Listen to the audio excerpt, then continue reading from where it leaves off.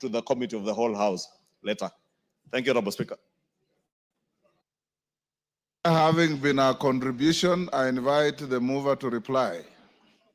I'd like to urge members to pass this because this is a procedural motion, and because it is a procedural motion that is meant to do something very important and fundamental that's before this House, Honorable Speaker, I urge that members vote for this procedural motion and remove. Order, members on their feet, take your seats. Honorable Order Mawade, freeze. Of Standing Order 49-2A, the second reading of the Electoral Offences Amendment Number 2 Bill, Senate Bill Number 28 of 2024. As members of that opinion say aye. Will those of the conduct. Number 9, the Election Offences Amendment Number 2 Bill, Senate Bill Number 28 of 2024, second reading. Question to be put. Members on their feet, take your seats. Take the nearest seat. Kisairo, where is your nearest seat?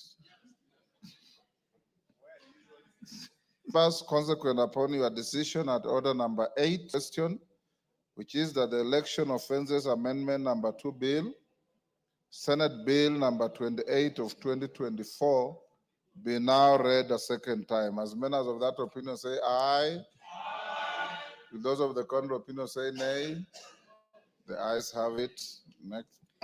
A bill for an act of parliament to amend the Election Offences Act. Order number 10, motion, approve National Assembly Bill number 70 of 2023.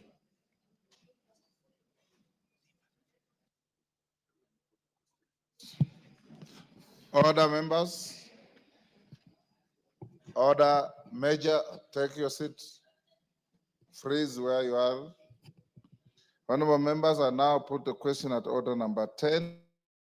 The provisions of Article 113(2) of the Constitution and Standing Order 153.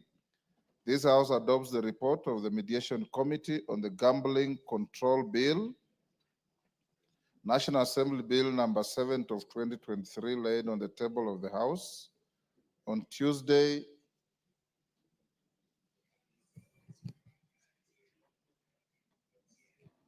sorry, honorable members, these clerks at the table are misleading the speaker. They told me we're putting the question, I'm told it's for debate. So we rescind that, go back to number 7. First, go back to number 6, invite the member for Kisumu Town East to give his notice of motion.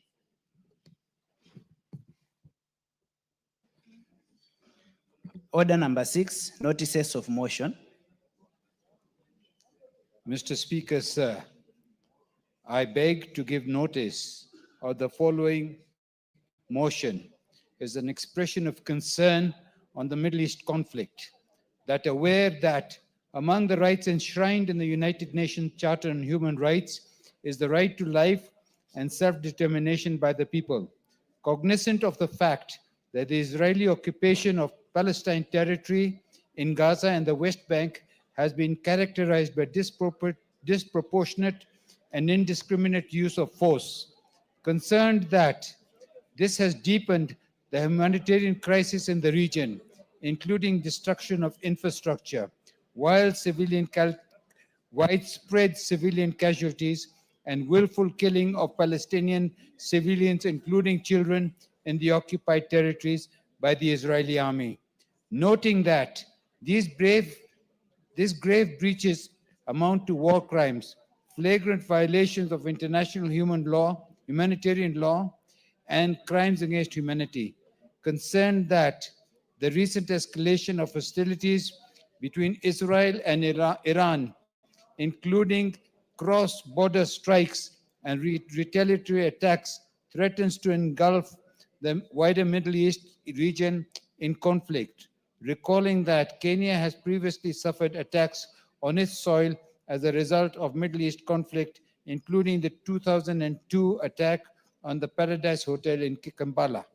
Appreciating that the United Nations, as General Assembly of Palestine territories and urging, including the regional powers and the United Nations Security Council, to intensify diplomatic efforts aimed at achieving an immediate ceasefire, facilitating humanitarian access, initiating inclusive peace negotiations in the Middle East.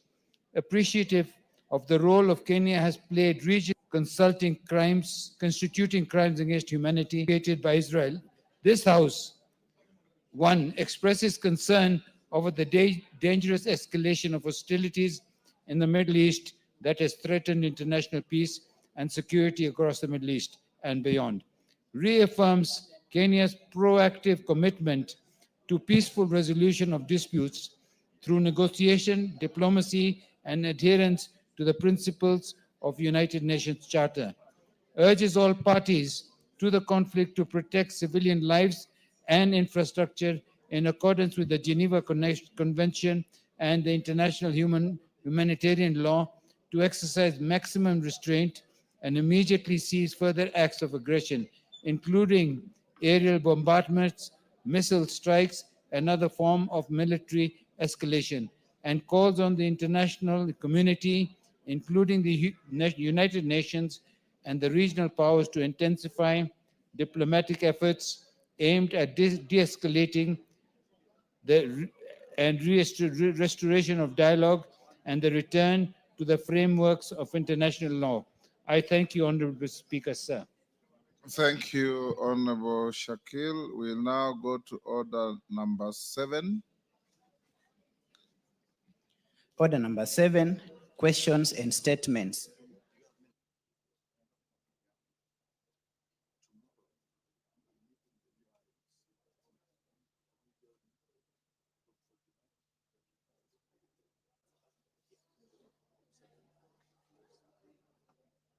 Honorable members, before we go to statements, allow me to acknowledge, because of the large volume of students visiting Parliament, some I may call out who have left.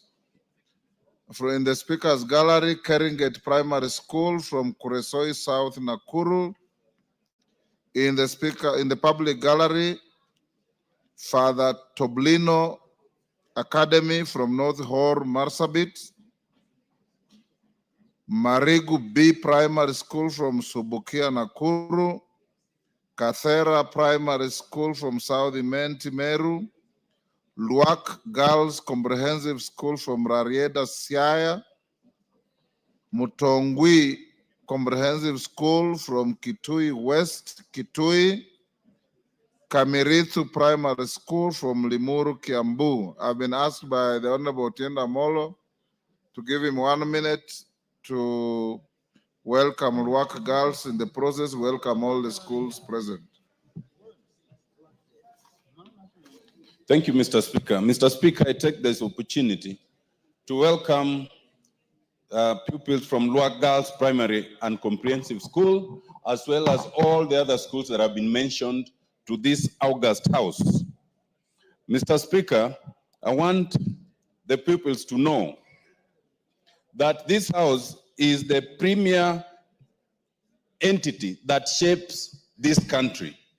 And I want them to know that in life, life is defined by respect, by hard work, and the fear of God.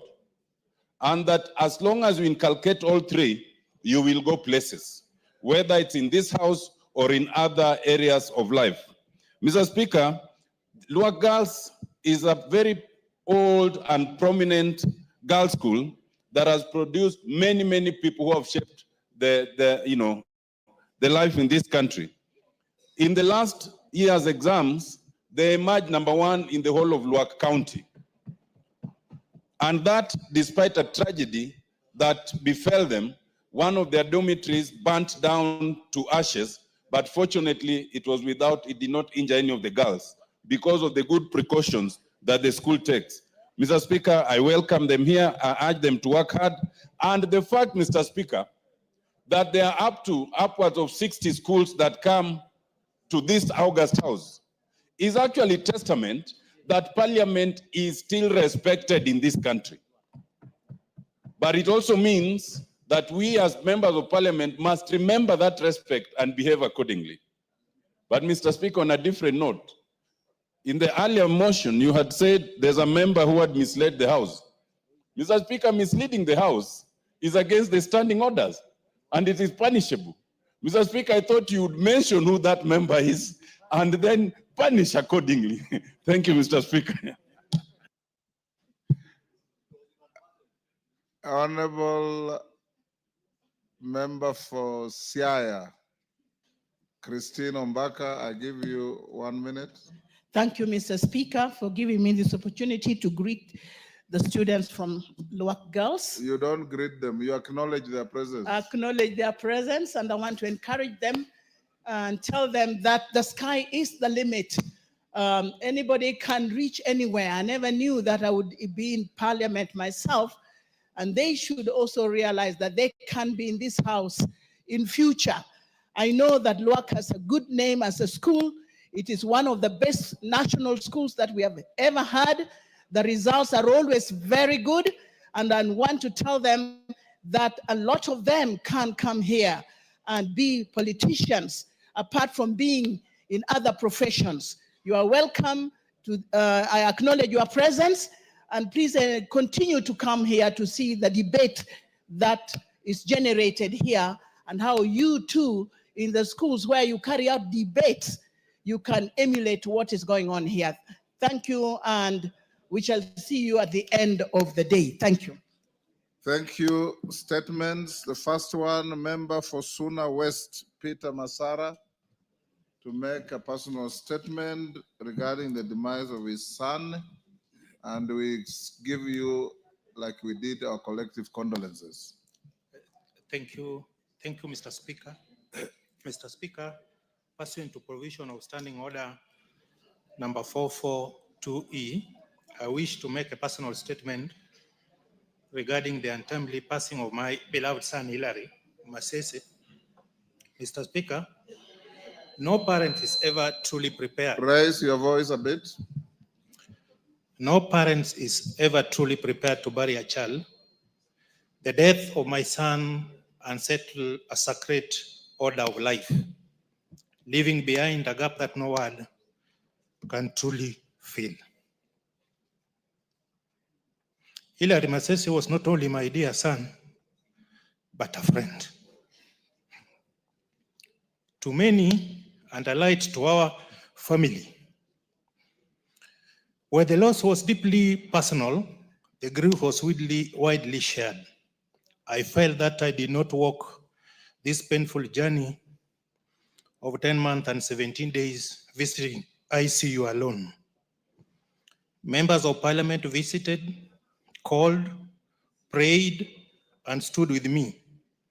I was comforted by the warmth, the solidarity, and the compassion extended to me and my family. Was comforted the warmth and solidarity and compassion that extended to me by my colleagues in the Honorable House, friends across the country, Hilary's colleagues at Kenyatta National Hospital, and the people whom I have the honor of serving, the great people of Suna West. Even as we continue to mourn Hilary's passing, we also celebrate his life. I take solace in knowing that he now rests in eternal peace. Honorable Speaker, I take this opportunity to sincerely thank each one of you who stood with me and my family, those who visited, called, contributed in one way or the other towards the dignified send-off of Hilary. I also wish to acknowledge the strong support from the people of my constituency, colleagues, neighbors, friends, the business community, and religious leaders who relied around me. I must sincerely thank this house for offering me the shoulder to lean on at my hour of need, led by the Right Honorable Speaker himself, the honorable members of the National Assembly, and the senators. The emotional, physical, and generous financial support are the reason I stand strong before you today. Honorable Speaker, I cannot fail to thank the religious leaders from all denominations who stood with my family in prayers and spiritual support. Though Hillary's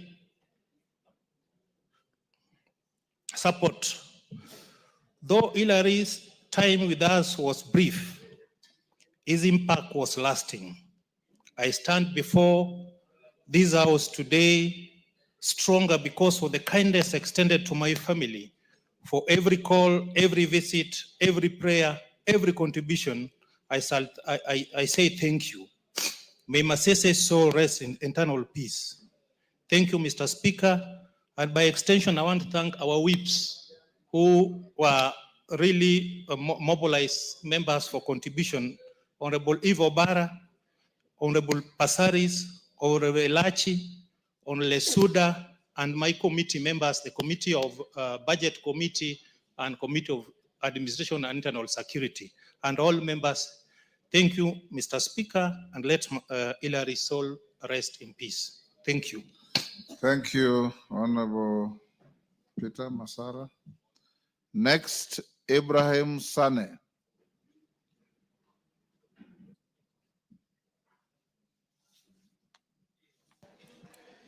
Honorable Speaker, pursuant to the provisions of Standing Order 44-2C, I rise to request for a statement from the chairperson of the Departmental Committee on Administration and Internal Security regarding disappearance of Mr. Hussein Abdirrahman Mohammed. Honorable Speaker, Mr. Hussein Abdirrahman Mohammed of ID number 2672739 is a resident of Wajir County and was serving as the manager of Wajir Huduma Center. He disappeared on Tuesday, 8th July 2025, having been last seen attending an official function presided over by the Cabinet Secretary for Public Service and Human Capital Development.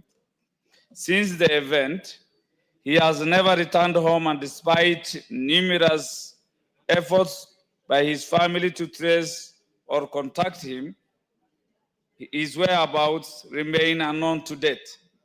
This unexplained disappearance has caused great anxiety among his family members, colleagues, and the wider community. He was a dedicated and committed civil servant.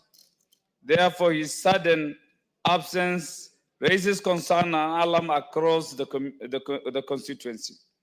Honorable Speaker, it is against this background that I request for a statement from the chairperson of the Departmental Committee on Administration and Internal Security on the following. 1, a report on the status of investigations into the disappearance of Mr. Hussein Abdirrahman Mohammed. 2, the measures taken by the government to ensure that Mr. Hussein Abdirrahman Mohammed is found and reunited with his family. And finally, the steps being taken to enhance the safety and security of residents in Wajir North constituency, including measures by security agencies to promptly investigate and resolve cases of missing persons. I thank you, Honorable Speaker. Kainan, you want to joyride? Thank you, Mr. Speaker. Mr. Speaker, Mr. Hussein, I want to thank the Honorable Senate for bringing this statement.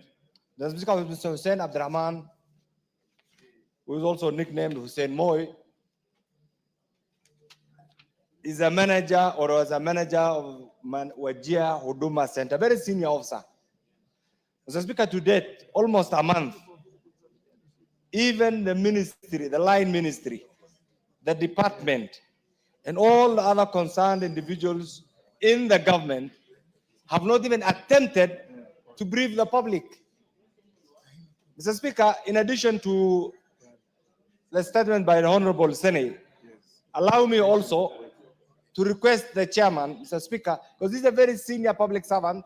Mr. Speaker, we do not know the circumstance. The last time he was seen is when he reported to work, and yet, Mr. Speaker, the Ministry of Public Works, the Ministry of Public Service, the Public Service Commission, the Huduma Directorate, none of these entities have made an attempt even to say this is what they are trying to look at, Mr. Speaker. Meaning, therefore, it's like an assumption has been made.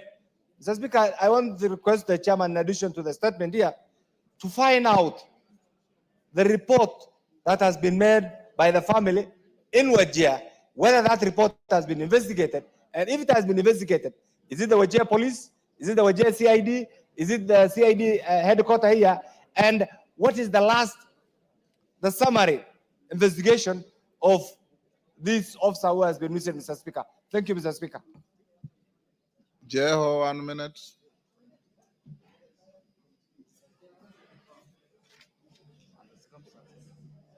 Thank you, Mr. Speaker. Mr. Speaker, I want to add my voice to this particular issue. We are missing a particular officer who works for the government, a very senior officer, Mr. Speaker. We feel like the police are not doing their work. Mr. Speaker, we are asking the police officers, the authorities involved, to bring this particular person, whether dead or alive. Thank you. Tongoyo. Thank you, Honorable Speaker. Honorable Speaker, you quite understand that we have a backlog of many unresponded statements. And given the urgency of the matter, I know this is a civil servant who's gone missing in Wajir.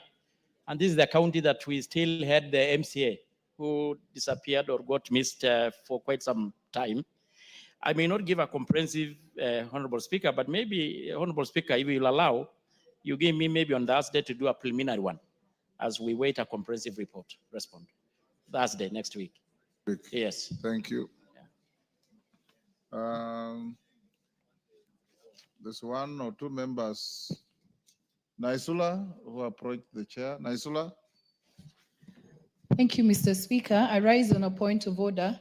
I had asked a statement to the chairperson of energy in regards to frequent blackouts in Maralal town, Samburu West constituency, Mr. Speaker.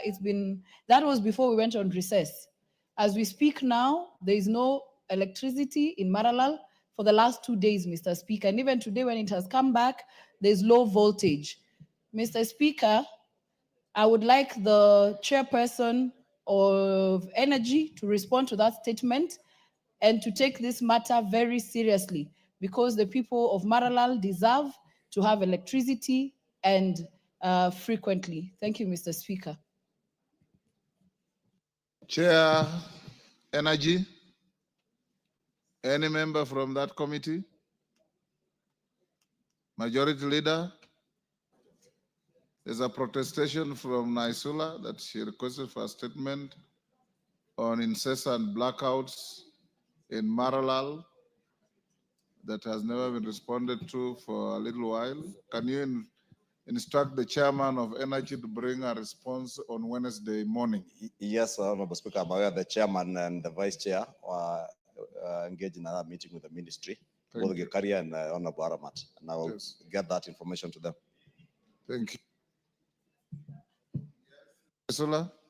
Speaker for that direction and also Majority Leader for that commitment, but which Wednesday? Tomorrow? Wednesday. Today is Wednesday. So, no, I wanted today, later. Today we have already, I said Wednesday morning. We're definitely past morning. So it's next Wednesday morning, Naisula. Yes, Honorable Kainan. Mr. Speaker, I also requested for a statement from the chairperson of the Committee on Blue Economy, Water and Irrigation, sometimes back on 9th April, Mr. Speaker. And on today, 9th? April, yes, this year. It's quite some times. And this was a very important issue, Mr. Speaker, regarding the status of water and sewerage system in Wajir town. And Mr. Speaker, you are aware, we are the only county that use bucket latrines donated to us by the Italian war prisoners, Mr. Speaker, Second World War prisoners in 1939. I really want to believe with the chairman to give us an answer, however difficult it might be, and I know it's very difficult, to bring an answer as soon as possible. Chairman, Water and Blue Economy, any member? Any member of Water and Blue Economy, Majority Leader? Similarly, tell Honorable Kangoko Bowen to bring a response to Kainan on Wednesday morning next week. Most obliged. Honorable members, allow me to acknowledge in the Speaker's Gallery Transcend High School from Cherangani in Nandi. I didn't know there is Cherangani in Nandi. Clerk, is this correct? Cherangani is in Trans Nzoia. So you've written Cherangani Nandi. Be that as it may, Transcend High School from Cherangani, Kaundu Secondary School from Mwingi North Kitui, and in the public gallery, Omama Academy from Bobasi Kisii, and Kipletito Comprehensive School from Aldai Nandi. On my behalf and on behalf of the House, we welcome the students, their teachers, and those accompanying them to the House of Parliament. Next order. Yes, Gonzarai. Statement which was supposed to be responded by the chairman, Interior. Sorry. You heard? A statement which was supposed to be responded by chairman of Interior about the abduction of Charo Mai, 16th of July, 2024. Interior Chair, are you ready? Speaker, I did commit to give a preliminary one tomorrow, Thursday. Tomorrow? Yes. Okay. So we are still within time. So Gonzarai be here tomorrow. Jerry Maina. Order, Jerry, you can't do that.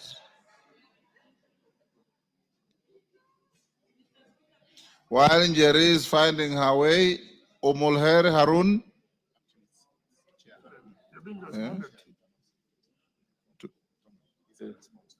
Yes. Tongoyo, these are responses. Are you ready for Jerry? Yeah, Honorable Speaker, I'm ready. And Omulher? Yeah, I do. So go ahead, give Jerry's first. Jerry, Yes. take your seat and be orderly and listen to your response. It's a long one, but I'll try to rush through. Honorable Speaker, the Honorable Member for Kirinyaga, Honorable Jane Njeri, had sought a response, a statement regarding incidents of human trafficking in the country. And in particular, he wanted to know measures put in place by the government to strengthen the enforcement and operationalization of the Counter Trafficking in Person Act, including and plan to address the emerging gaps in legislation, policy, and implementation. Secondly, action taken to safeguard Kenya's porous borders to curb the entry and exit of human traffickers and their victims.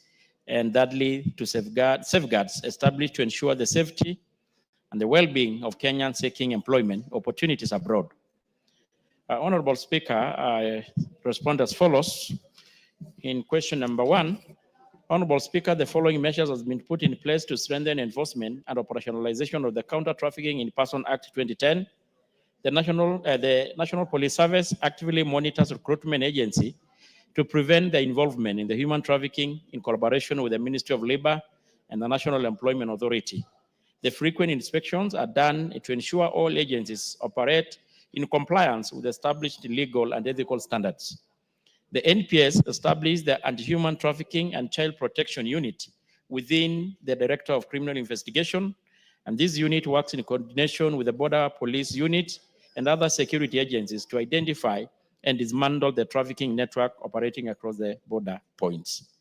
In collaboration with the NIS, the NPS conduct intelligence-driven operation to identify and apprehend traffickers and rescue victims from trafficking syndicates. The officers assigned to the border areas receive specialized training to recognize and trafficking patterns, manage victims appropriately, and understand legal procedures in line with the Counter Trafficking in Person Act. The government is intensifying border checks, increasing vigilance to deter and arrest suspicious individuals involved in the act. The Kenya collaboration with the East African community and international organizations such as International Organization for Migration to implement the cross-border and the trafficking strategies. The authorities are actively mapping out suspected non-gazetted and porous routes used by these cartels, and conduct community sensitization forum like barastas so that the public gets sensitized. And Honorable Speaker, the government is reinforcing collaboration among law enforcement, migration, and labor departments to identify and disrupt trafficking operation and networks effectively. The NPS, in conjunction with the Office of the Director of Public Prosecution, is enhancing mechanism for victim protection. These include ensuring clear case reporting procedures and safeguarding victims after they come forward. On the other question, Honorable Speaker, measures taken to address the emerging gaps in combating human trafficking. While the Counter Trafficking in Person Act 2010 remain a cornerstone of a legal framework, the government is actively reviewing and updating the legislation to address evolving challenges, including the rise of the online child sexual exploitation. And the trafficking innovations are being mainstreamed into the border and national policy framework, and notably the National Plan of Action on Online Child Sexual Exploitation incorporates measures to combat emerging form of trafficking. To strengthen the on-the-ground impact, the government is implementing the National Plan of Action along the National Referral Mechanism, and this framework are designed to enhance coordination and ensure consistent application of anti-trafficking efforts across all levels. The operationalization of the Data Protection Act 2019 will enhance secure ethical collection, sharing, and analysis of data related to human trafficking, enabling better monitoring of the trends and informed decision-making. The ongoing training and capacity building program for the law enforcement agencies, frontline responders, and other key stakeholders remain essential to closing implementation gaps and ensuring effective response to both traditional and emerging form of trafficking. On the third one, Honorable Speaker, the following measures have been taken to safeguard the porous border. Joint investigation teams, operating centers have been set up to facilitate intelligence gathering, information sharing among border control agencies. And this initiative aims to enhance investigative compatibilities and promote effective multi-agency collaboration at key border points. Technological tools such as integrated custom management system, that is ICMS, and biometric systems are being utilized to data irregular movements and strengthen surveillance at borders. These systems enhance efficiency and improve the ability to identify potential trafficking activities. Targeted training programs have been implemented for border and airline personnel, notably the IOM, in partnership with the Kenya Airways, has conducted training to equip staff with the skills needed to identify and assist victims of human trafficking. The border management system has been established at selected border point, transforming them into one-stop shop for the clearance of travelers, goods, and services. The BMS operate under multi-agency framework, bringing together various government agencies to streamline and coordinate border operations. Lastly, Honorable Speaker, the following safeguards have been established to ensure the safety and well-being of Kenyans seeking employment opportunities abroad. The National Police Service monitors recruitment agencies suspected of engaging in fraudulent or exploitative practices in collaboration with the Ministry of Labor, and they also do frequent inspection to ensure all agencies operate in compliance with established legal and ethical standards. The Labor Migration Desk has been set up at Jomo Kenyatta International Airport and Moi International Airport to support migrant workers by providing guidance and assistance with the pre-departure procedures. And in accordance with the Interpol and Kenya Foreign Mission, the National Police Service plays a critical role in locating and repatriating Kenyans victims of trafficking. Upon their return, victims are supported through reintegrated effort, often in partnership with the Ngao and safe shelters. NPS is responsible for instigating an arraignment in court of individuals or entities involved in illegal recruitment practices. And these include cases involving false job promises, confiscation of travel documents, and coercion linking to human trafficking. In collaboration with the key partners, the NPS conduct awareness campaign to educate the public and the warning signs of fraudulent recruitment processes and suspicious agency, helping prevent exploitation and trafficking. And of course, Honorable Speaker, the hotline from the DCI The toll-free number has been always been provided so that the victim can report such suspected victims. Thank you, Honorable Speaker. Jerry. Honorable Jerry Minor. Thank you, Honorable Speaker. My apologies, Honorable Speaker. When you called me, I was on the other side of the aisle. You know, Honorable Tiende mentioned that there is someone who needs to be disciplined by the Powers and Privilege Committee, which is apparently my new committee since yesterday. And I was soliciting for future suspects and attendees of that committee, Honorable Speaker. Honorable Speaker, I appreciate the very detailed response by the committee chaired by Honorable Tongoyo. And perhaps, Honorable Speaker, what is missing from his response is whether the government is going to conduct a fresh vetting of all travel agencies, because majority of Kenyans are being exploited by travel agencies as they seek employment opportunities abroad. Thank you, Honorable Speaker. Tongoyo, that's as a compliment to your... Yeah, it is, Honorable Speaker, although in the questions it was not included, but I think it's also not a bad thing to consider.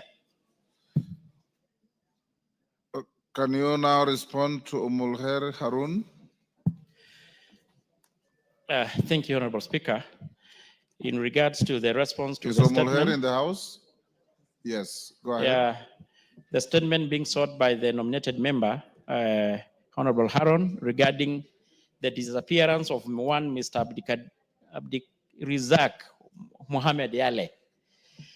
And in particular, she wanted to know the status of investigation of the disappearance of the said person, measures that the ministry is taking to ensure that the missing person is found and reunited, and generally the measure be taken to apprehend and arraign before the court the perpetrators. Honorable Speaker, I state as follows.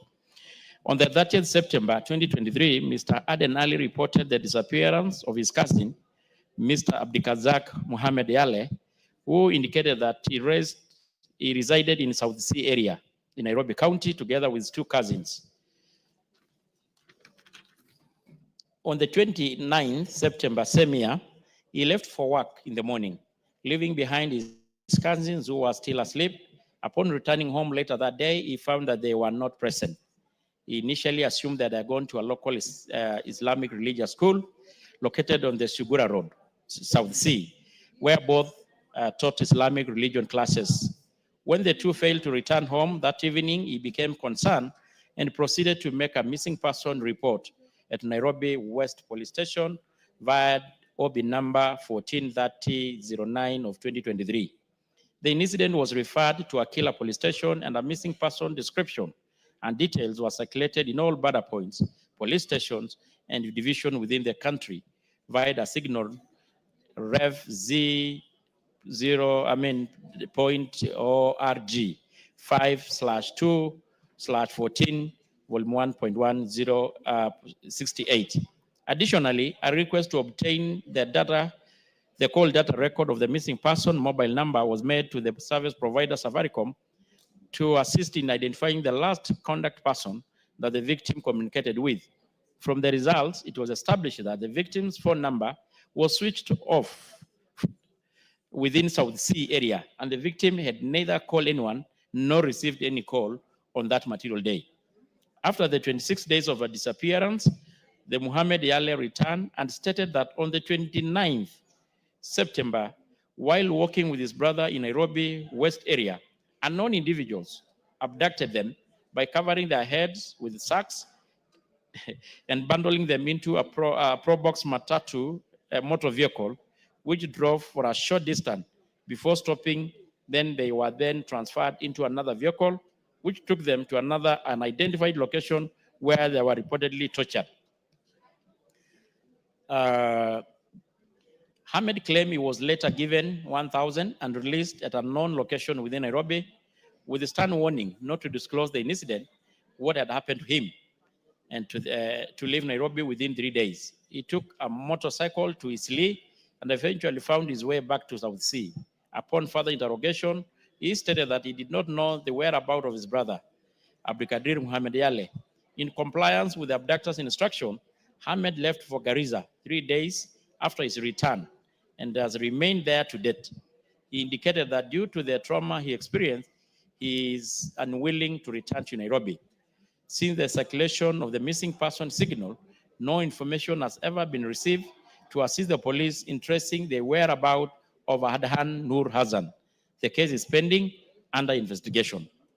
And lastly, Honorable Speaker, the case is pending under investigation and the police will update the family of any new development in regards to the whereabouts of Mr. Adhan Nur Hassan. And the last one, so far, no leads to the whereabouts of the missing person and the suspect has been established. The case remains pending under investigation. I submit, Honorable Speaker. Harun. Hey, boss.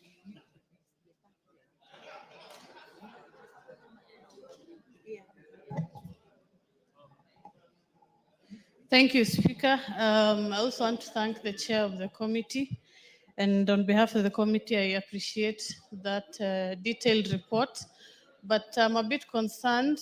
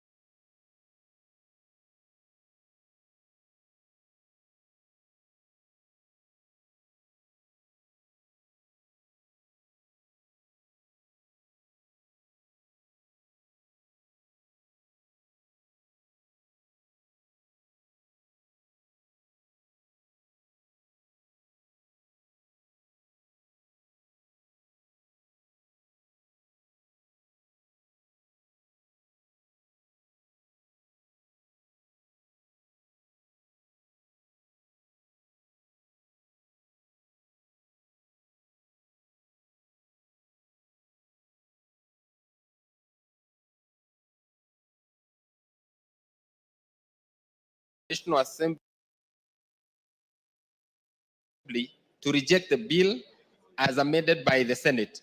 The Speaker then referred the bill to a mediation committee under Article 113 of the Constitution, and in so doing, appointed 9 members of the National Assembly to the mediation committee to consider the bill. Mr. Speaker, on 19th March 2025, pursuant to Standing Order number 166 of the Senate Standing Orders, the Speaker of the Senate conveyed a message to the National Assembly on the appointment of 9 senators to sit in the mediation committee. Mr. Speaker, pursuant to Article 113 of the Constitution, the mediation committee was required to attempt to develop a version of the bill that both houses would pass. The mediation committee was confined to considering only the clauses under contention, which were the clauses proposed to be amended by the Senate. Honorable Speaker, permit me to give a highlight of the deliberations on the mediation committee, with particular attention to the clauses considered by the committee. The committee reviewed the Senate's proposal to expand county government functions in gambling, including developing legislation and issuing licenses. It noted that the bill already addresses the shared regulation by assigning licensing to the National Authority and trade permits to county governments. As a result, the committee retained Clause 5 as originally drafted and recommended amending Clause 2 to clarify or to clearly define a license and trade permit. Honorable Speaker, the committee considered the Senate amendment to Clause 7, which sought to amend the composition of the board of the Gambling Regulatory Authority. The committee resolved to retain the Attorney General's membership in the board, as well as to increase the number of representatives of the Council of the Governors from 1 to 2 persons. The committee noted that these amendments would ensure meaningful representation both by persons who are not public officers and county government representation, while maintaining manageable board size that conforms to the recommendations of Mwongozo Code of State Corporations. Honorable Speaker, the committee considered the Senate Amendment Clause 10, which sought to remove licensing from authority involve counties in machine legislation, require disclosure of gambling company beneficial owners, as well as establish tax compliance system. The committee resolved to retain licensing as the mandate of the authority, provide for the establishment of registers in both the national and county governments, and provide for due diligence checks on beneficial owners of companies so as to ensure transparency and accountability. Honorable Speaker, the committee considered the Senate amendment to Clause 11, which sought to introduce new subsections providing for the power of Cabinet Secretary to grant or revoke remote platform authorization. The committee resolved that there was need to provide a definition of remote platform authorization in the definition section, as well as to provide that the Cabinet Secretary shall have the power to prescribe guidelines on remote platform authorization. Mr. Speaker, the Honorable Committee considered the Senate Amendment Clause to Clause 28, which sought to remove the power of the authority to issue licenses to key gambling employees and media promotions. The committee resolved that it was necessary to retain these provisions in the bill so as to conform with the international best practices, which provides for the licensing of key gambling employees. The committee considered the Senate amendment to Clause 31, which sought to extend the validity period of gambling licenses from 12 months to 36 months.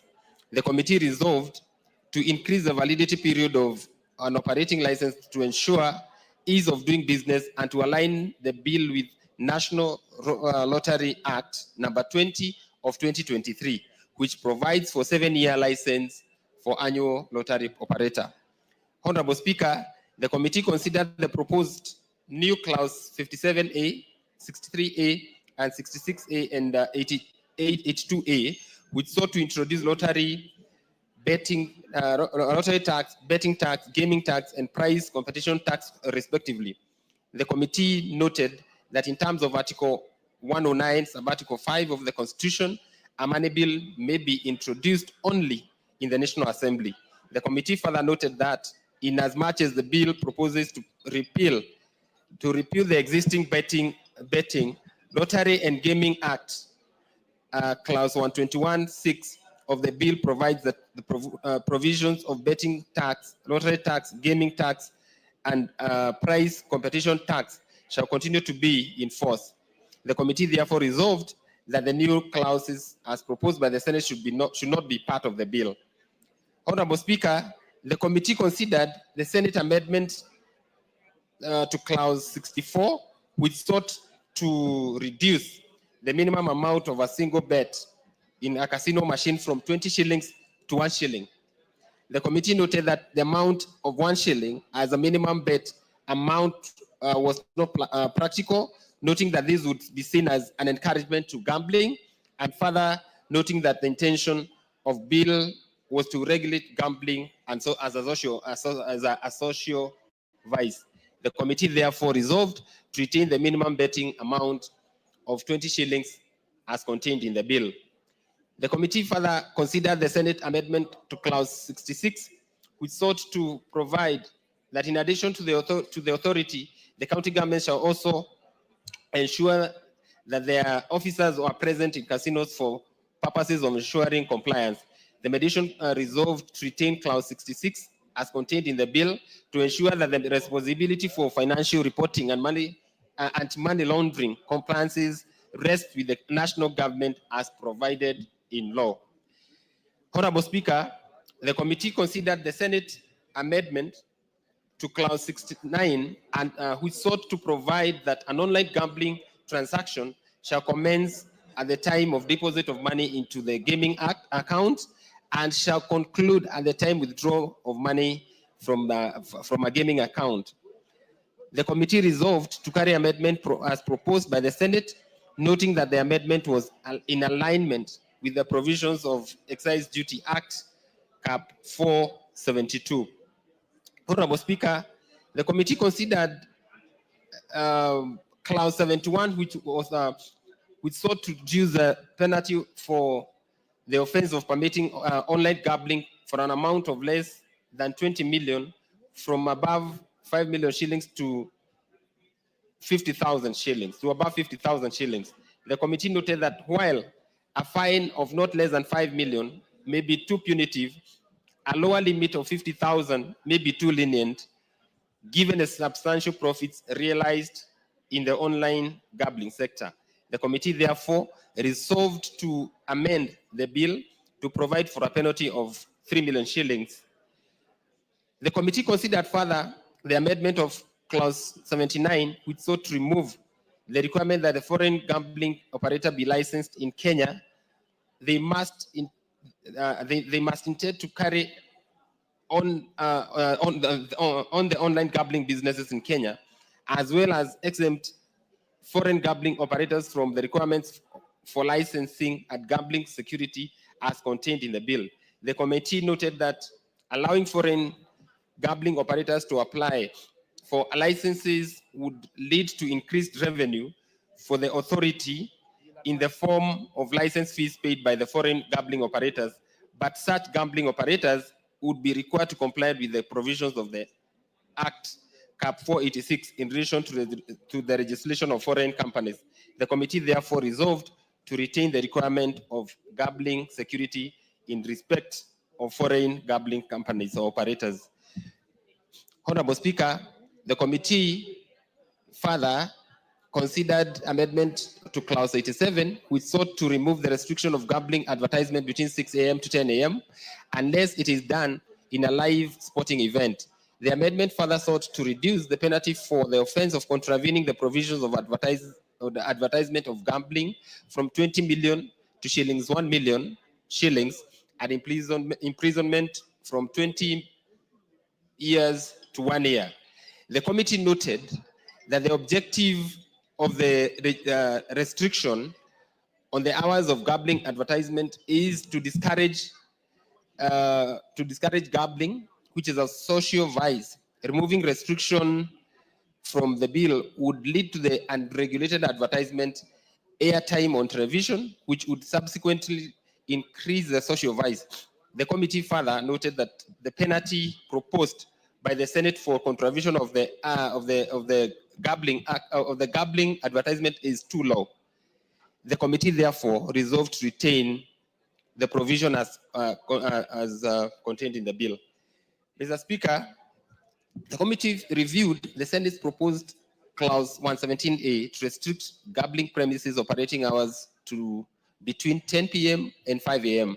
The committee found the proposal would not be practical, as online gambling would remain accessible 24 hours, 7 days a week, creating an unfair regulatory environment. Consequently, the committee resolved not to include the clause in the bill. Mr. Speaker, the committee further considered amendment to clause 119 by the Senate, which sought to remove the conduct of the National Rotary and National Rotary rules from among the matters which the Cabinet Secretary shall have power to make regulations.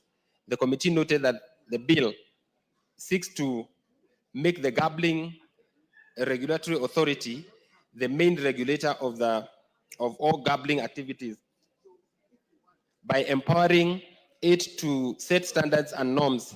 Therefore, the amendment proposed by the Senate was not necessary. The committee therefore resolved to retain the clause as contained in the bill. Mr. Speaker, the committee considered also clause 123 of the amendment that was proposed by the Senate, which sought to amend the Income Tax Act, the Excise Duty Act, to provide for tax exemptions on gambling activities. The committee noted that Article 109, Sub-Article 5 of the Constitution provides that a money bill may be introduced only in the National Assembly. Therefore, the amendment proposed by the Senate were in contravention of the constitutional provision. The committee therefore resolved to retain the clause as contained in the bill. The committee considered the Senate amendment to the third schedule, which sought to reduce the security required in respect to online gambling and National Rotary from 200 million shillings to 20 million shillings. The committee noted that while the National Assembly provision requiring 200 million shillings and gambling security may be considered too high, the Senate proposed reduction to 20 million shillings would be inadequate given the scale and potential impact of these operations. The committee therefore resolved to amend the bill to provide for the amount of 100 million shillings as gambling security in respect of online gambling and National Lottery. Mr. Speaker, as I conclude, permit me to thank the members of the Mediation Committee for their efforts in developing a version of gambling control bill that not only gives effect to the constitutional principles of devolution, but will also lead to the establishment of a comprehensive legal framework to regulate the gambling sector in Kenya. Finally, Honorable Speaker, I urge this House to adopt the report of the mediated committee and approve the mediated version of the gambling control bill as contained in the order paper. I take note that this bill presents a comprehensive and a modernized approach to the regulation of gambling in Kenya. It aims to balance the economic benefits of the industry, which injects the much needed revenue into the country, into the economy, which at the same time, protecting consumers and preventing social harm in our society. The mediated version of the bill is attached to the order paper. I beg to take, Mr. Speaker, I beg to move and take this opportunity to request the Honorable Leader of Majority, the Honorable Kimani Chongwa, to second. Thank you, Speaker. Thank you, honorable members. Before the Leader of Majority seconds, allow me to interrupt the business of the House to welcome students that we have in the public gallery this afternoon. St. Paul's Gatinda Primary School from Runyenje's constituency, Embu County, Kiambuthia Secondary School, Madhioya constituency, Murang'a, Ruyobe Primary School from Rongai constituency, Nakuru County, Chungor Comprehensive Constituency, Elgeyo Marakwet, And in the speakers gallery still, we have Kapsabet Girls High School, Mgwen, Nandi County. And on behalf of all of us, I will give 1 minute to the member, Honorable Didmas Wekesa, whose daughter is a scholar in Kapsabet Girls. A minute to welcome all of them on all of our behalf. Thank you, Madam Speaker, for giving me this opportunity to welcome our students in the National Assembly of Kenya, and most particularly, Honorable Madam Speaker, Kapsabet Girls, where my firstborn daughter is sitting Form 4 this year. And I am not only elated to welcome all the students, but most particularly very happy that my firstborn daughter can now understand where I come every day, why at times I'm absent from home is because of the call of duty of enacting various laws in our country. And I also take this time, Madam Speaker, to appreciate the teachers of our country who are not only preparing our students to pass the exams, but they are modeling them to be model Kenyans, to be good citizens, so that they can take this country to the next frontier. I take this opportunity on behalf of all the members of parliament to welcome all of them. Feel free in the National Assembly. I thank you, Madam Speaker. I was going to say we sit for 3 days in a week, but I welcome all the scholars that are here to observe the proceedings of the House. Leader of Majority, second your motion, Honorable Naisula, and Honorable Kororia. That Kamukunji is illegal. Let us hear the Leader of Majority. Thank you, Honorable Speaker. I rise to second this motion for approval of the mediated version of the Gambling Control Bill, National Assembly Bill number 70 of 2023. Honorable Speaker, I will not delve into all the specific clauses since the mover of the bill, the Honorable Kwenya, has already done that. And on behalf of the Sports Committee and members of the Mediation Committee, Honorable Speaker, allow me first to thank all the members of this House who have sat in that Mediation Committee and those from the other House in the Senate, because it was a painstaking process to be able to agree on many contentious issues, Honorable Speaker, to make sure that we have a Gambling Control Act if this bill is passed today and becomes an act of parliament, Honorable Speaker. Honorable Speaker, this bill, when it came to this House, we sent it to the Senate because there were certain provisions that touch on county governments, Honorable Speaker, because the gambling or betting control, Honorable Speaker, is a shared function between the national government and our county governments.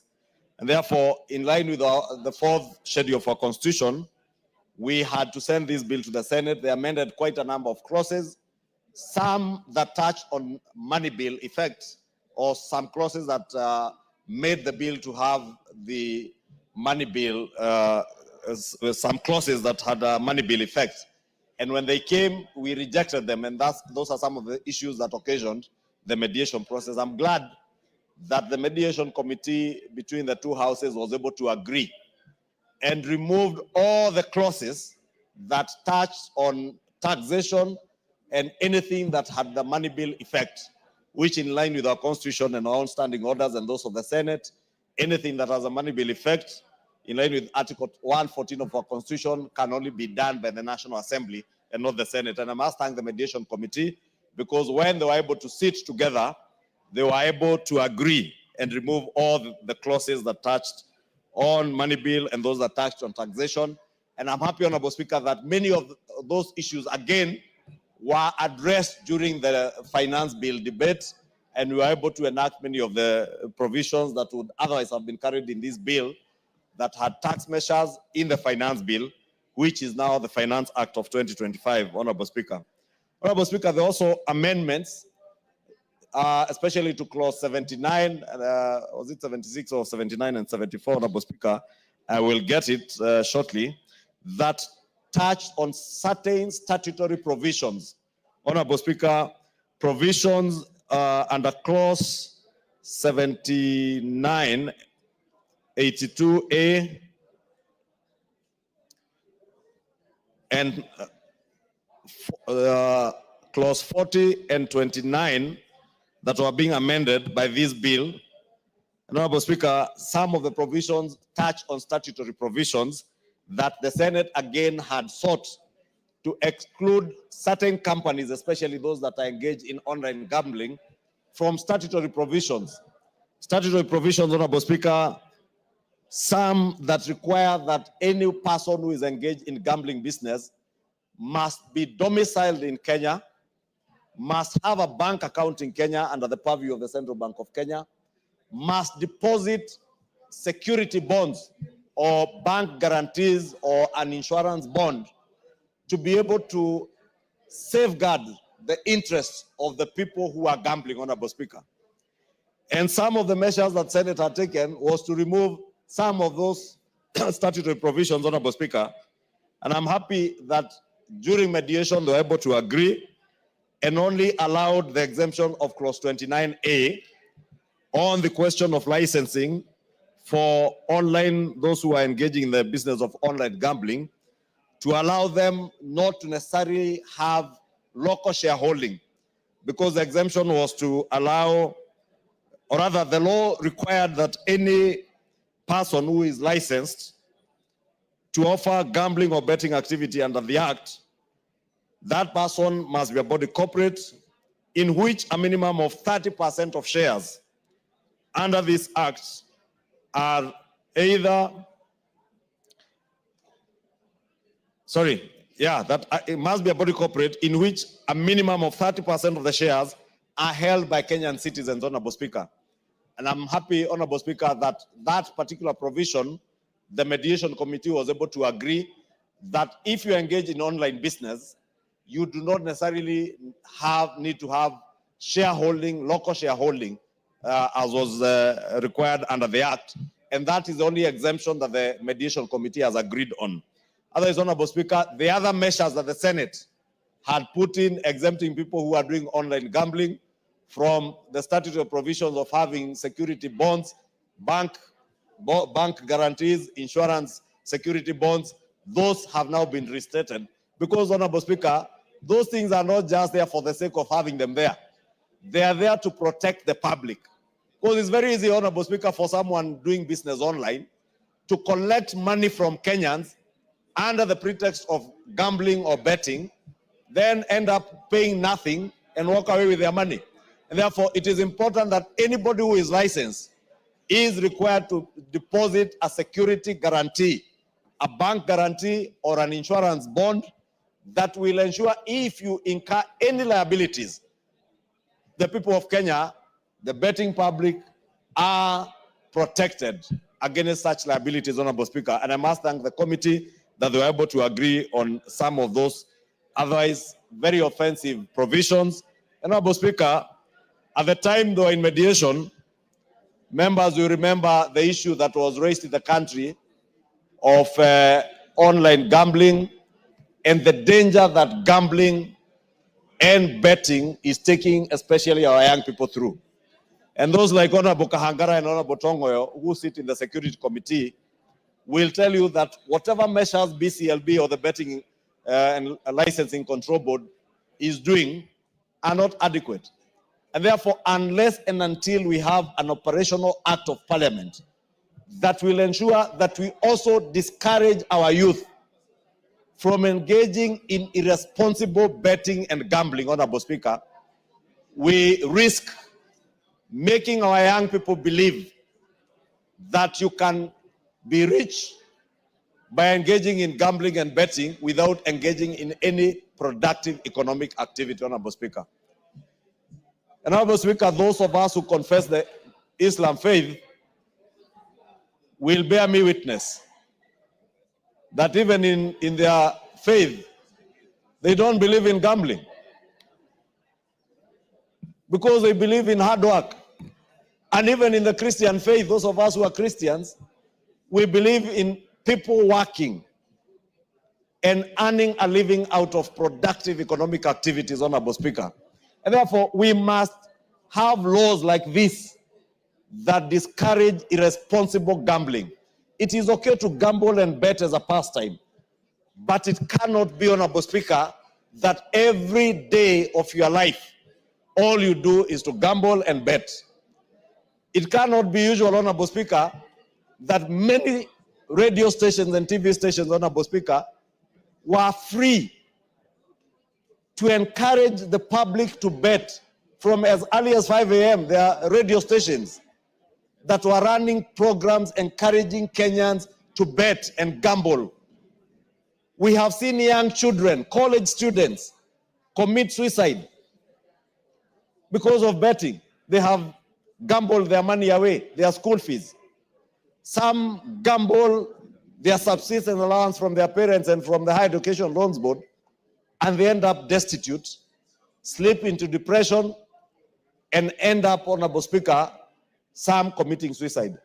It is these young ones that we must protect. And this particular law will play a critical role in protecting the young people in our country against those who are encouraging them to engage in irresponsible betting and gambling. It will play a critical role in ensuring that our media houses do not irresponsibly encourage people to get into irresponsible gambling by making them believe that you'll become billionaires and millionaires overnight by simply punching numbers on your phone. Because you've seen many of them telling them, you just need to punch numbers and become bonyeza, kanya kanya, finya finya, and you become a billionaire from gambling. Honorable Speaker, we want to encourage our young people to work. We want to encourage them to become innovative and use their intellect to engage in economic activities that will earn them a living, Honorable Speaker. And the many programs that are being rolled out, from the affordable housing program, Honorable Speaker, to the digital economy jobs, Honorable Speaker, to the Kazi Maju programs, Honorable Speaker, are opportunities where young people can engage in productive economic activities rather than encourage them to get into irresponsible gambling, Honorable Speaker. And therefore, I want to agree with the mover and the proposers of this bill, those who mediated this bill, Honorable Speaker, that this bill, when it becomes an act of parliament, it will provide us with a very good legal framework on the regulation and control of gambling activities in the country. And it will expressly provide for gambling activities that shall be legal in Kenya while prohibiting illegal forms of gambling, Honorable Speaker. Because as I said, there are all manner of gambling, Honorable Speaker. Those that are doing on radio, those that are doing on TV, those that are doing online, some that are domiciled in this country, others that are domiciled outside the country. This bill will be able to tell us what is legally authorized in Kenya, Honorable Speaker. You remember the time there was that debate 2 months or 3 months ago. BCLB told us that they had banned, I think, 330 companies that were engaged in illegal gambling activities, Honorable Speaker. Because it's also not clear, even to authorities in our county governments and law enforcers, which gambling activity is licensed. This bill now makes it clear what gambling activities will be licensed in Kenya. It will also promote and develop a responsible gambling industry in Kenya, Honorable Speaker. Because as I said, this industry is an industry like any other, like the beer industry, like the cigarette industry, and as harmful as it can be, if done responsibly, it is an industry that can also generate resources for our country and create jobs. And we have many gambling companies that are engaged in responsible gambling that have created jobs for Kenyans in this country, and especially young Kenyans who are very innovative in the tech sector. Many of them are employed as app developers in these online gambling companies, and they're also providing money to the exchequer, Honorable Speaker. And therefore, we want to ensure that we develop that responsible gambling industry in the country, as we minimize on the social harm that irresponsible gambling can afflict in our society, Honorable Speaker. This bill will also ensure that there is integrity in the conduct of licensed gambling activities and provide for the establishment of mechanisms for the resolution of disputes relating to gambling, because there are many disputes, as I said. Part of the reason why this House was opposed to lifting or to the establishment of exemptions to certain statutory provisions is because some are inbuilt in our laws to ensure that if there are disputes, for instance, between a gambling company and those who are gambling, there is a security guarantee or a bank guarantee or an insurance bond that safeguards the money of those who are engaged in this business. Just like those who engage in the insurance business, Honorable Speaker, have to have a deposit, a security bond guarantee or a bank guarantee to ensure that and those who underwrite insurance covers for them are compensated should that company come down. Those who are in the banking industry, the same. Therefore, because this is also a very fluid industry in terms of liquidity, we must ensure that if you take money from members of the public, you have also deposited a bank guarantee or insurance bond that will secure the interests of the public, Honorable Speaker. Because had we not done that, Honorable Speaker, and fallen to the temptation of what had been done in the Senate, then we would be leaders who are encouraging a very irresponsible culture in our country, one where you can come collect money from Kenyans, and after 2 days you close down, raise money online from Kenyans through pretentious gambling and betting activities, and close shop and take off with people's money. It will now not be possible to do that with this law in the mediated format that is in. And therefore, Honorable Speaker, with those many remarks, I want to plead with members to support this mediated version. Is a product of a give and take between us and the Senate, and we have made sure that we have a law that now protects the public and encourages responsible gambling and betting in our country, while also protecting the resources that we're able to raise nationally in terms of revenue from taxation of the companies that are engaged in gambling, even as we discourage the illegal gambling and irresponsible betting and gambling that we have seen in the past.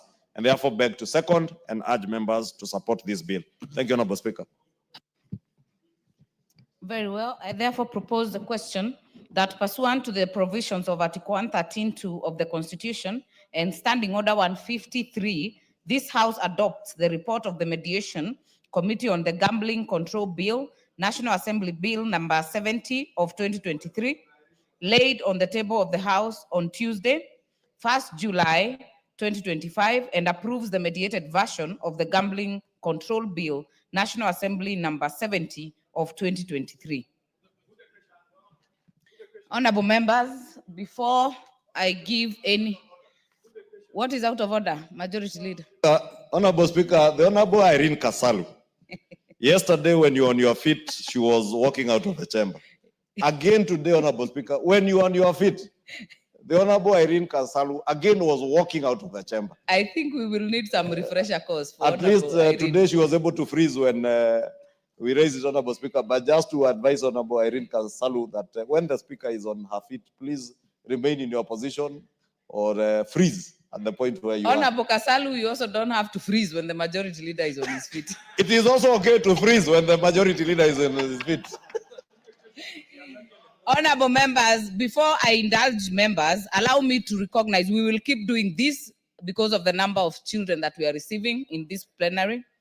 In the public gallery, we have Sitotuo Primary School and JSS from Keio South constituency, Elgeyo Marakwet. We have Kamakabi Primary School from Tharaka constituency, Tharaka Nithi County. We have the Christ the King Academy from Kajiado Central, Kajiado County. On all of your behalves and of the House, we welcome them to observe the proceedings of the House. Before I indulge members, Honorable Leader of Majority has reacted to a few discussions that have been there. You remember yours truly had requested a statement on this betting problem, and we still haven't gotten the full report, but I hope this bill will be able to address most of those issues, because BCLB reacted by withdrawing the adverts and they have crept back because it was a reaction, then now it has gone quiet. So I will indulge members. I know there are some who want to put the question. Who want me to put the question? I will give Honorable Oundo and close the debate. Thank you, Honorable Speaker, for this opportunity. Allow me also to thank and congratulate the mediation committee for successfully shepherding the process. Honorable Speaker, as required under the Constitution of Kenya, Article 113, that whenever a bill originates from head of the House and the head of the House makes amendment, the next House makes amendment, then we have, if the amendments are not acceptable to head of the House, we have to go to a mediation process. Honorable Speaker, because this entirely what was respected in the Constitution, and I must commend the spirit that prevailed during this mediation process, because many times this mediation process have always ended up with a stalemate due to some supremacy, a rivalry that are petty and unnecessary. Honorable Speaker, as I stand to second this gambling control bill, I do so with a very heavy heart. Heavy heart in the sense, as a Christian and as a human being, I find gambling a distasteful activity. I find a gambling a very, very bad activity. But Honorable Speaker, we find ourselves in a hard rock, between a hard rock and whatever place it is, that we must find a way of bringing the sins that are likely to happen, that are happening, in some kind of ambit of control, so that we can monitor the sinners, we can monitor the sponsors of the sinners, and we can monitor the outcome of the sins. Honorable Speaker, the Bible never contemplated gambling. The African tradition, they never contemplated gambling. Our Muslim brothers do not even allow it at all. But we face a reality that our young men, our young women, and some even lazy, deranged old men of my age still participate in gambling. Honorable Speaker, there was in African tradition some form of betting.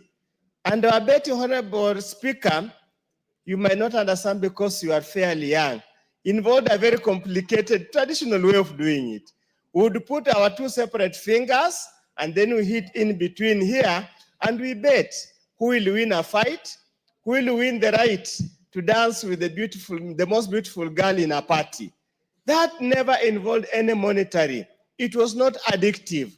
It was just a way of entertainment. Over time, Honorable Speaker, as the majority leader has said, there are a category of people in this country that have made gambling and betting a career, have made gambling and betting as a job, have made betting and gambling some kind of a way, so to speak, Honorable Speaker, actually to launder illicitly acquired money. So I just hope and pray that the provisions of this bill, once it's assented by the President, becomes an act, and the attendant regulations, Honorable Speaker, will address this particular challenge. Honorable Speaker, it's now becoming, you would go for a football match, be it the mighty Arsenal playing a small team called Manchester United, that you find 90% of the people who are watching or who are living in a hall in a club, purporting to watch the match, are not soccer fans, but they're investors waiting to know which team will win so that they have a huge bet. Honorable Speaker, we must find a way to discourage this behavior. And I just hope and pray the county governments will be very dexterous, will be very careful when they license any form of machines or halls, Honorable Speaker, that allows betting and gambling. Honorable Speaker, you go to many small urban centers in this country, 90% of the commercial spaces, so small halls, have got those gambling machines. School children leave school to go and gamble. There is a notorious place, Honorable Speaker, in my constituency called Namboboto Center, where boys and girls from nearby schools leave home at 5 a.m. in the morning, purporting to go to school, and known to the parents, they put on civilian clothes inside their school uniform. So once they approach the school compound, they remove those clothes, put them into their bags, and enter into those gambling dens. And how do they make the money, Honorable Speaker? They steal their parents' chicken, they steal the small items at home to go and gamble. Many of them, Honorable Speaker, even when they're given money for tuition, that's the kind of money, Honorable Speaker, they used to gamble. Honorable Speaker, as I stand here, I have a friend of mine, a very close friend of mine. He's second year boy of certain university, I don't want to name it, to preserve his privacy, was given money by the father to do some work. The father does some work, clearing and forwarding. Honorable Speaker, the boy spent all the 150,000 on a theater and it just disappeared that way. The boy had to disappear. Up to now, nobody knows where he is. He's purporting to borrow some money from friends. He can invest more in gambling, hoping that he will win so that he can get some money. Honorable Speaker, it is immoral, to be honest, for you to entice people. Another form of gambling is these cards, poker cards. And in many places that are played in the bush or in some kind of hideout where money keeps on changing and money is getting lost. We must rein in on this illegal gambling. It is addictive, it's a social vice that is mostly destroying our boys and girls. Honorable Speaker, the boys and girls needs to have time. The young men who have finished school, who have finished university, need to focus on looking for jobs, need to focus on entrepreneurship, not focus on gambling to an extent that are unable to undertake other services or other activities that they're supposed to undertake as provided for in the Bible when God told Eve and Adam to go and fill this world. Honorable Speaker, we just hope and we pray that the regulatory authority, which is going to call Gambling Regulatory Authority of Kenya, is not going to be another authority steeped in corruption and ethical practices to continuously allow this divisive or bad devious habit to fester and become entrenched in this country. With these few remarks, Honorable Speaker, I reluctantly support so that we can bring the devil under the watch of the Almighty God. Thank you, Honorable Speaker. Honorable Elachi. Thank you, Madam Speaker. Madam Speaker, I also rise to support just so that we get a law in the country to work. But honestly speaking, in my consciousness, I find it very sad that you can put 20 shillings. All you have said is any child in the Kijiji, in Kawangware, can find him or herself in a gambling place, taken money for the mother that was for bread or anything and gamble. Madam Speaker, the most sad part and the most risky part of gambling addiction, especially in children below 20, is that the development, particularly of your prefrontal cortex, of your brain, that is used to give you the mind of decision making, deteriorates completely. And that child, after that, Madam Speaker, will find themselves in challenges many years. And Madam Speaker, in Kenya, I think we are the ones with a very, very high rate of allowing our children to gamble. And to make it worse, it is children of Christians. Because the Muslims, I want to salute them wherever they are today. Thank you for protecting your children. For us Christians, we have gone mad, starting from the top, Madam Speaker. Because, and I'm hoping the president will sign but return this with some few written memorandum that we need to change a few things here, Madam Speaker.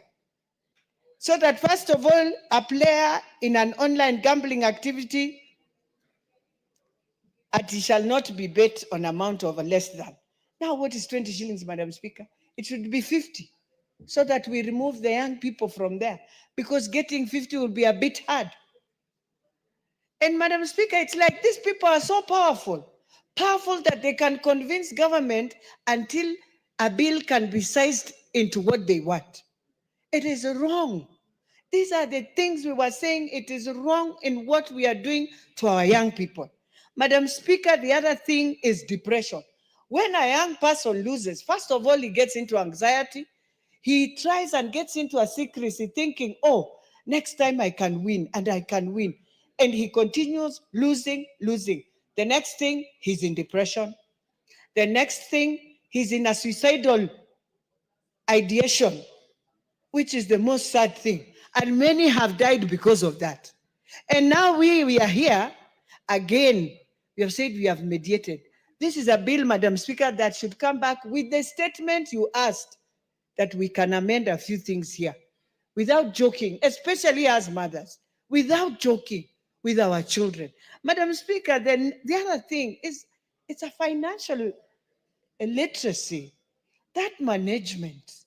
This child learning management of finances for the future is so low. In fact, I doubt whether it will even be there, because you are used to patapotea. You are used to just ensuring I can pick from here, and then the devil lies to you that you have gotten from 20, you have 200. Now you get excited, you move on, until by the age of 40, you are still thinking that is the way of life. It is not the way of life. It is a lie in life.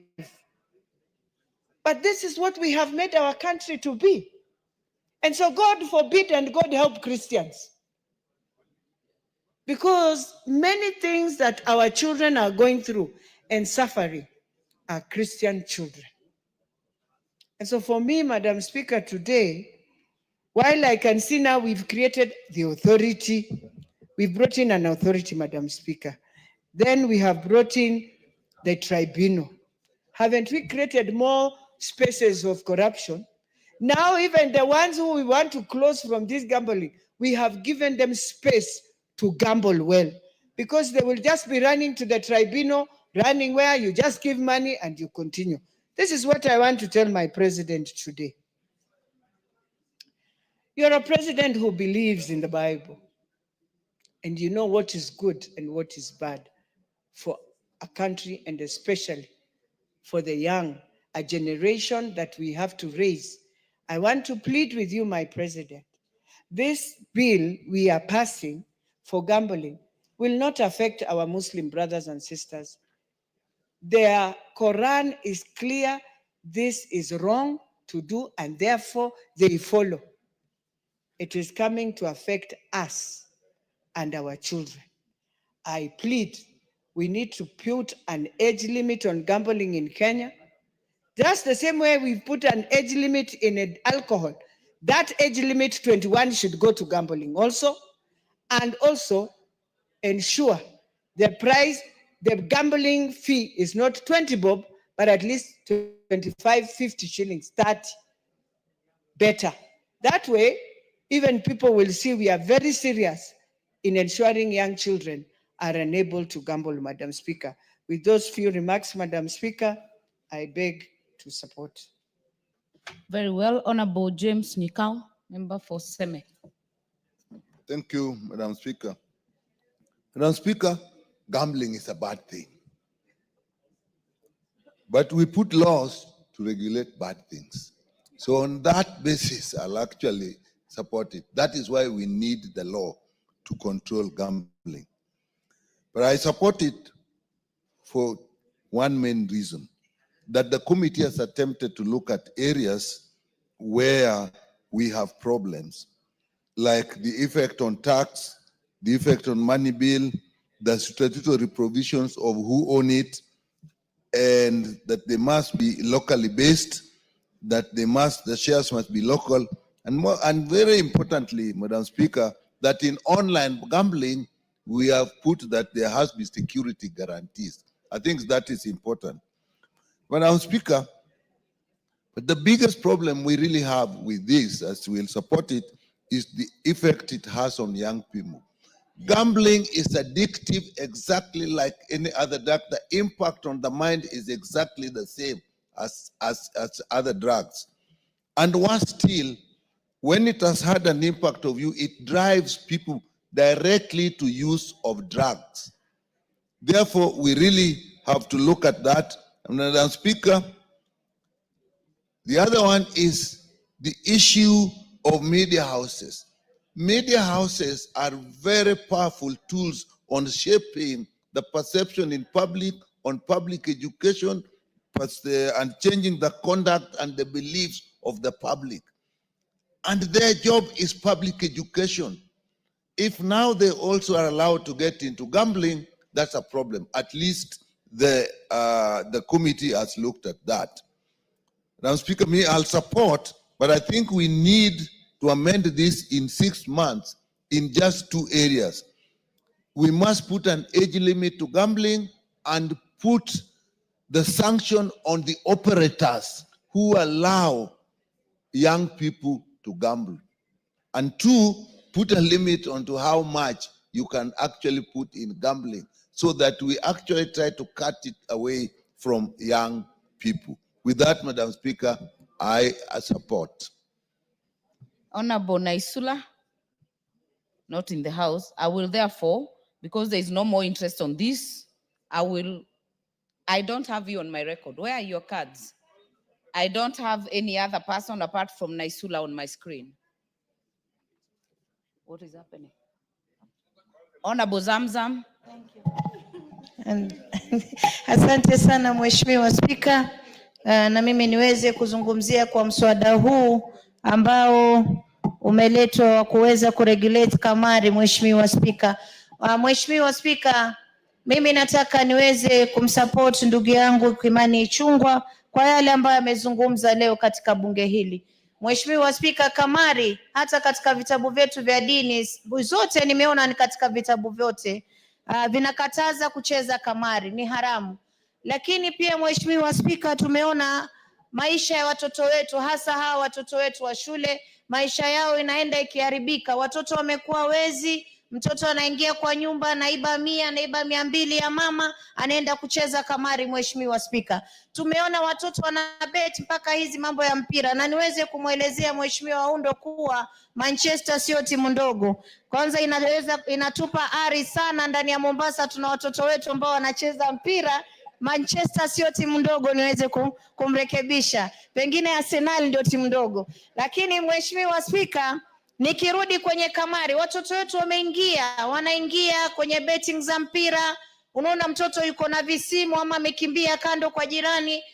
Hata vitabu pia hawawezi kushika kusoma vitabu, Mheshimiwa Spika. Na imeharibu jamii. Mpaka sasa vijana wetu badala ya kuingia kujifunza mambo ya skills ili kijana aweze kupata ujuzi wa kuweza kujisaidia na kujiajiri mwenyewe, unapata ameshika sana mambo ya betting. Watoto wanabeti, wamekuwa wajanja, wamekuwa wakora, serikali ama nchi inaharibika kwa sababu ya mambo ya betting, Mheshimiwa Spika. Na ndio maana nasema sheria kali iwekwe. Mimi kama Muislamu ningeweza kusema ipingwe kabisa kama vile Qur'ani inavyosema. Lakini kitu ambacho nitasema, Mheshimiwa Spika, betting ni mbaya, imeharibu maisha ya watoto. Watoto wamekuwa wezi, watoto wamekuwa wavivu, vijana wamekuwa wavivu, hawataki hata kujifunza ujuzi waweze kutengeza mapeni, Mheshimiwa Spika. Kwa mfano kama vijana wanaweza wakashikana, wakiingia wakafanya mambo ya interior design, wakafanya mambo ya mechanics, wakafanya mambo ya ujenzi. Saa hii kuna mambo mengi yanaendelea sana na real estate. Watoto wanaweza kupata ajira, lakini wengi wamejitwika uvivu. Watoto wanaingia mambo ya betting kuweza kupata pesa ya haraka.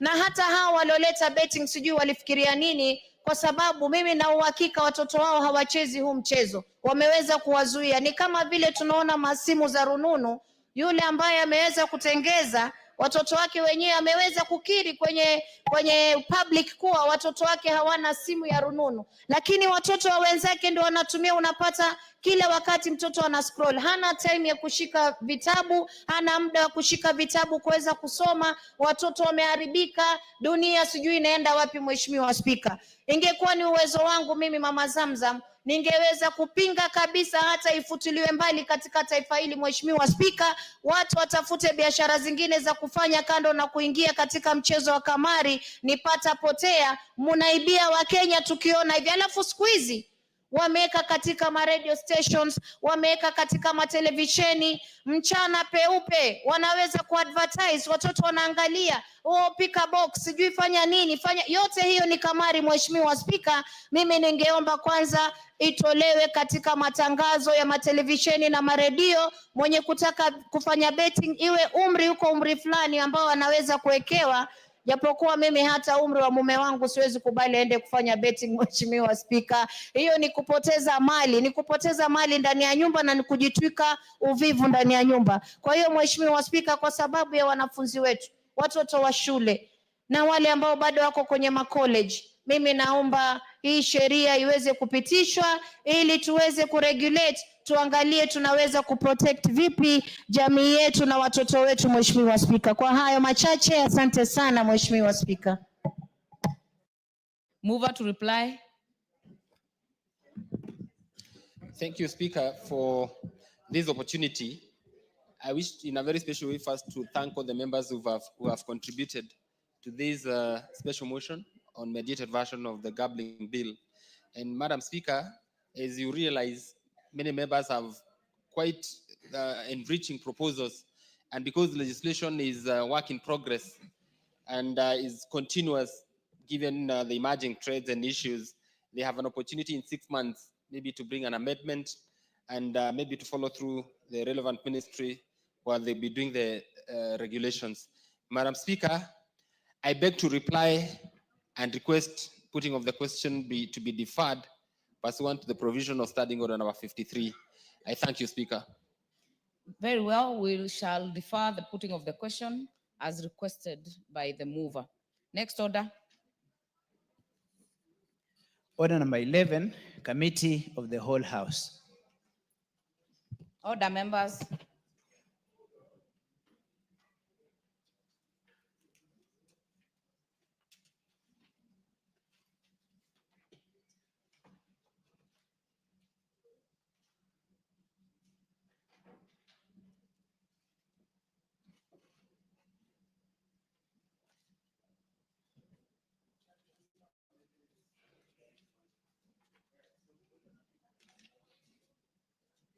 Order, members. Those who wish to participate in this Committee of the Whole House, you may take your seats.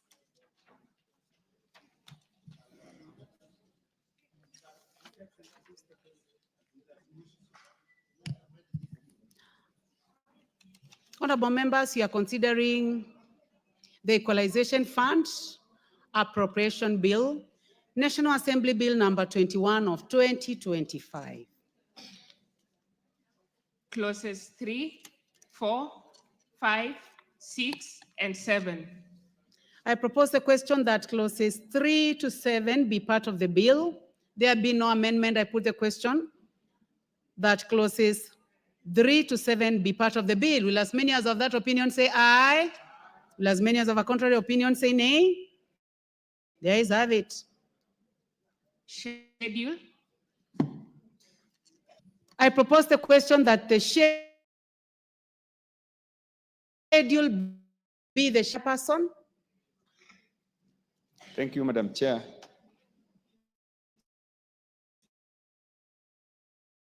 I move that the schedule be amended in respect to Kitui County by deleting the word Kisumu, therefore the word Kitui. Madam Chair, the schedule in the schedule column B, constituencies that are supposed to benefit from a equalization fund, the word Kisumu is appearing in the column for Kitui County. So we are removing that word so that we aligned the report properly. Thank you, Chairman. I propose the question that the schedule be amended as proposed by the Chairman. Yeah, Honorable Dr. Nyikal. I would just want to know from the mover that if Kisumu was there and Kisumu now is not there, what does it mean? Was it a repetition so that Kisumu is still there and Kitui is just being added. So does it mean that the money for Kisumu is gone? And can we have an explanation as to why? Honorable Dr. Nyikal, it is a typographical error where Kisumu is appearing in the equalization money that is supposed to go to Kitui. But for the Madam- purpose of clarity, Chair, please Madam explain to Speaker. the Honorable Dr. Nyikal. Let me clarify, Madam Chair, thank you very much for that clarification. What we are correcting is basically a cleanup. We are doing a cleanup, but for the benefit of Nikal, I would like to inform him that Kisumu County is also a beneficiary of the equalization fund. And Kisumu County, the sub-counties that will benefit are Muhoroni and Nyando, not Seme.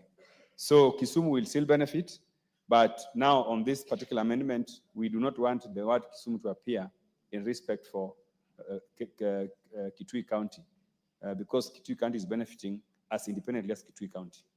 Thank you. Thank you very much, Chairman. Honorable members, I now put the question that the schedule be amended as proposed by the chair. Will as many as have that opinion say aye? Will as many as have a contrary opinion say nay? There is have it. I now put the question that the schedule as amended be the schedule of the bill. Will as many as have that opinion say aye? Will as many as have a contrary opinion say nay? There is have it. Clause 2. I propose the question that clause 2 be part of the bill. There be no amendment. I put the question that clause 2 be part of the bill. Will as many as have that opinion say aye? Will as many as have a contrary opinion say nay? There is have it. Title. I propose the question that the title be the title of the bill. No amendment, so I put the question that the title be the title of the bill. Will as many as have that opinion say aye? Will as many as have a contrary opinion say nay? There is have it. Clause 1. I propose the question that clause 1 be part of the bill. No amendment, so I put the question that clause 1 be part of the bill. Will as many as have that opinion say aye? Will as many as have a contrary opinion say nay? There is have it.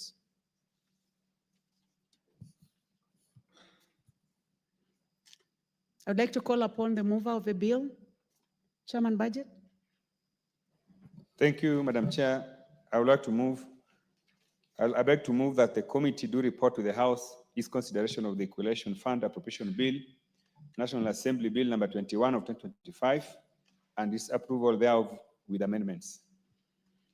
Thank you, Chair. Honorable members, I now put the question, which is that the committee do report to the House its consideration of the Equalization Fund Appropriation Bill, National Assembly Bill number 21 of 2025, and its approval thereof with amendments. Will as many as have that opinion say aye? Will as many as have a contrary opinion say nay? There is have it.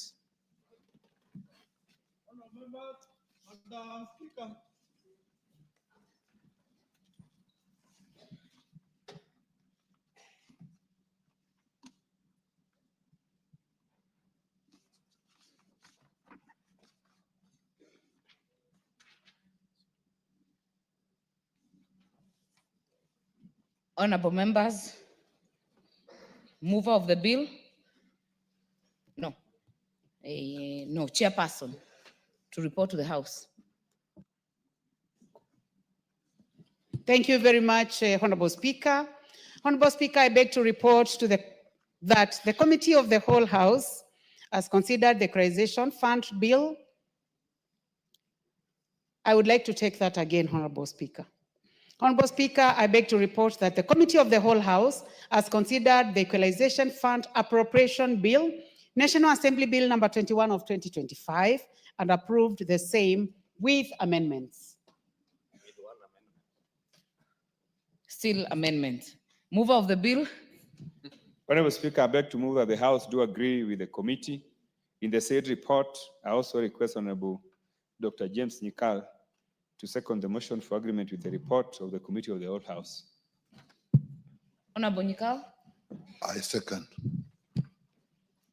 Therefore, honorable members, I propose the question, which is that the House do agree with the committee in the said report. Do I put the question? I put the question, which is that the House do agree with the committee in the said report. As many as have that opinion say aye. As many as have a contrary opinion say nay. The ayes have it. Mover of the bill? Move Honorable- third reading. Honorable Speaker, I beg to move that the Equalization Fund Appropriation Bill, National Assembly Bill number 21 of 2025 be now read a third time. I also request the Honorable Dr. James Nikal to second. Honorable Nikal. I second. I therefore propose the question, which is that the Equalization Fund Appropriation Bill, National Assembly Bill number 21 of 2025 be now read a third time. Do I put the question? I put the question that the Equalization Fund Appropriation Bill, National Assembly Bill number 21 of 2025 be now read a third time. As many as are of that opinion say aye. As many as are of a contrary opinion say nay. The ayes have it.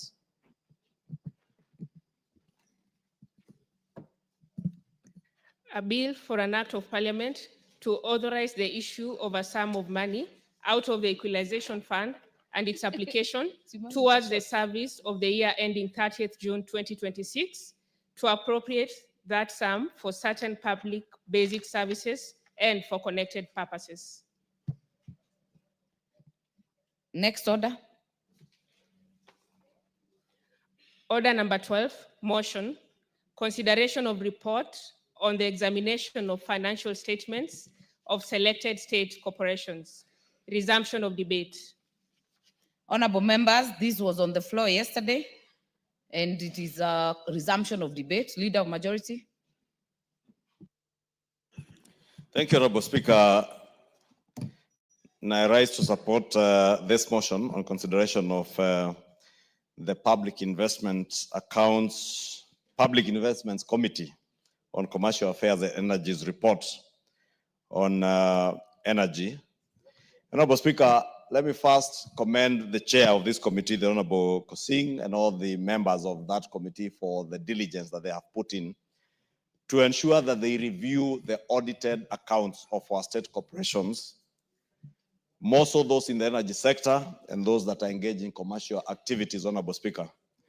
And I also note, Honorable Speaker, yesterday the communication from the cabinet that indicated that some of these state corporations are lined up for privatization, a matter that I fully support, and especially that of the Kenya Pipeline Company Limited, which is also being lined up for privatization.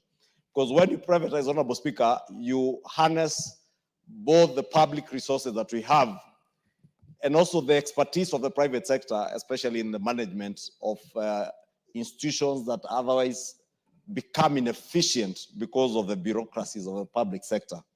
And indeed, I look forward, Honorable Speaker, to a time when this privatization becomes a reality to ensure that the Kenya Pipeline Company, for instance, Honorable Speaker, is able to deliver on its mandate effectively and more efficiently than it does today, and in a manner that ensures safety to many Kenyans when you remember what happened in Sinai some years ago.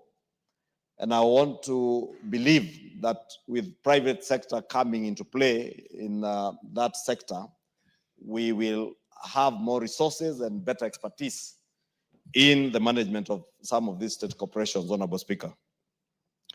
Honorable Speaker, we talk about corruption every day in this country, but hardly do we ever act on corruption. And I must commend the Public Investments Committee because it remains an integral part of the fight against corruption. I remember, Honorable Speaker, some years back when I served as the Vice Chair of the Public Investments Committee, and we looked into the haste that was then the National Youth Fund, where people in one afternoon scattered away 180 million shillings, money that was meant for our youth. And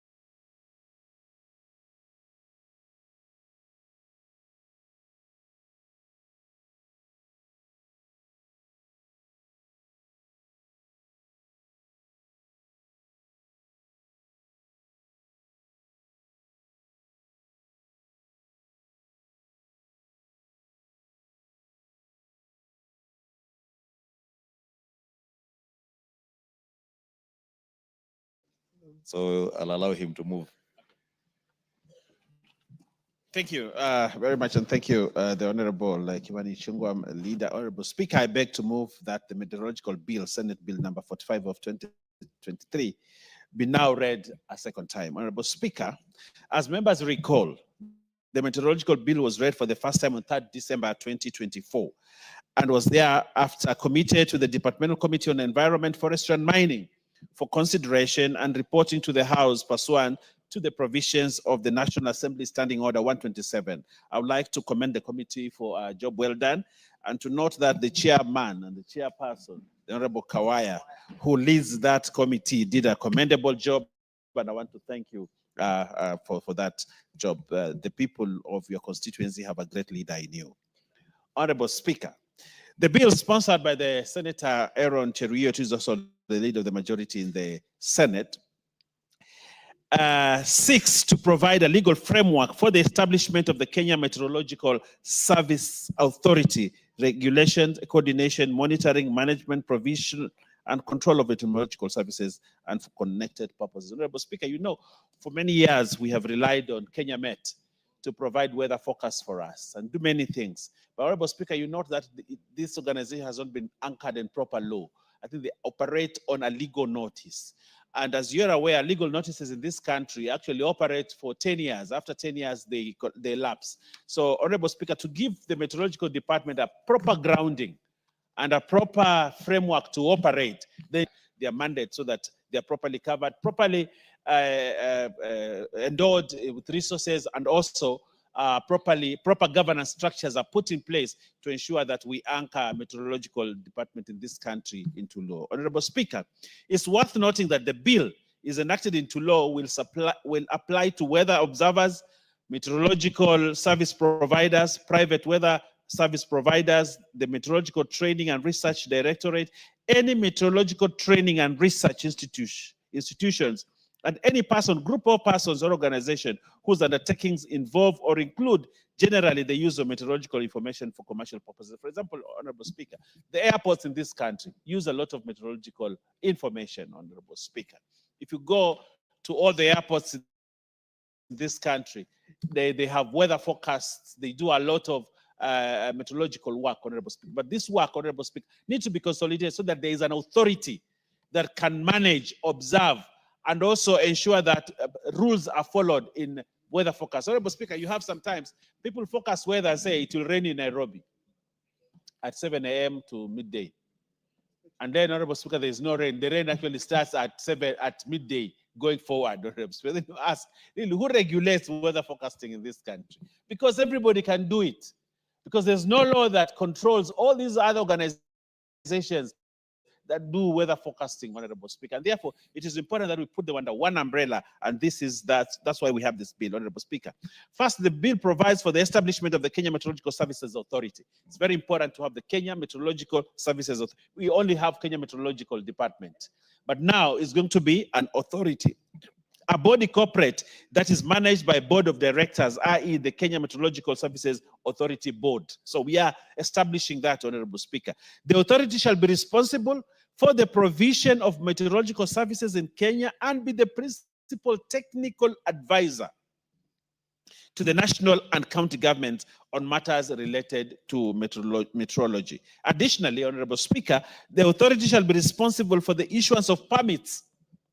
That's very important, Honorable Speaker. Issuance of permits to persons who intend to undertake meteorological observations, weather forecasting activities, or weather modification activities. Honorable Speaker, further, the functions of the authority shall include to develop, review, and monitor the implementation of government policies in respect of meteorology and related services, provide aeronautical meteorological services for the safety, regularity, and efficiency of international air navigation in line with Annex 3 of the Chicago Convention on International Civil Aviation, provide timely meteorological information for search and rescue services and accident investigation, and collaborate with the relevant government agencies in the development, implementation, and operation of the national multi-hazard early warning systems. My Speaker, The bill also provides for the establishment of the Meteorological Training and Research Directorate. This is one of the new bodies that is being formed, Honorable Speaker. Meteorological Training and Research Directorate, which shall be responsible for training and research and shall be the World Meteorological Organization's regional training center for the provision of certificate and diploma professional courses in meteorology, operational hydrology, and related sciences. Honorable Speaker, you realize that in Kenya, as long as you have studied geography at campus at university, you qualify to be a meteorology officer, Honorable Speaker. But now we are saying, just like you train to be a lawyer at the university, then you become an advocate through Kenya School of Law. We are also saying this time, Honorable Speaker, even when you have a degree in geography or related studies, you must now go to the Meteorology Training and Research Directorate for training so that you are properly anchored as a meteorologist, Honorable Speaker. This is very important so that these people that focus weather for us are people that can be accounted for in terms of proper training and proper induction into the area. Honorable Speaker, the funds for the authority. The funds for the authority shall include monies as may be appropriated by Parliament for purposes of the authority. That is what we do in the budget here, Honorable Speaker. Monies as may accrue or vest in the authority in the course of exercise of its powers or the performance of its functions, and money collected under the Air Passenger Service Charge Act. You know, we have an Air Passenger Service Charge Act, Honorable Speaker, in this country. And those passengers right now, as you pay for your air ticket, you need now this money that is available, which is actually being collected, Honorable Speaker. The Meteorology Department must also get a piece of the cake, Honorable Speaker, so that they can fund activities. Right now, it doesn't get the money, but now we are saying from the Air Passenger Service Charge Act, the Meteorology Department or authority now will have a pie a piece of the pie. Honorable Speaker, the bill provides for offenses and penalties and transitional provisions with respect to staff, assets, and Institute of Meteorology Training and Research from the Kenya Meteorological Department to the Kenya Meteorological Services Authority and the Meteorology Training and Research Director. Honorable Speaker, what we are saying in this law, very simple. We already have staff that work in the Meteorological Department, Honorable Speaker, which is a department within the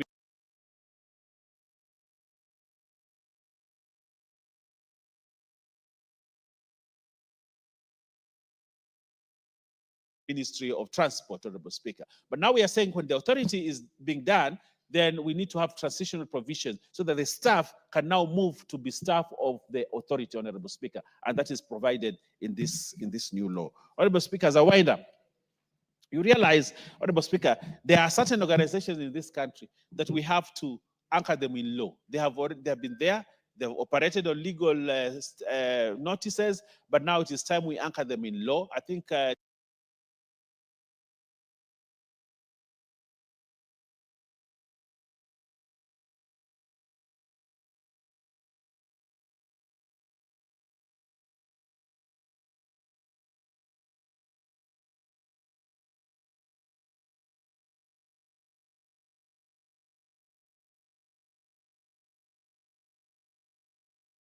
two days ago, we did that for one.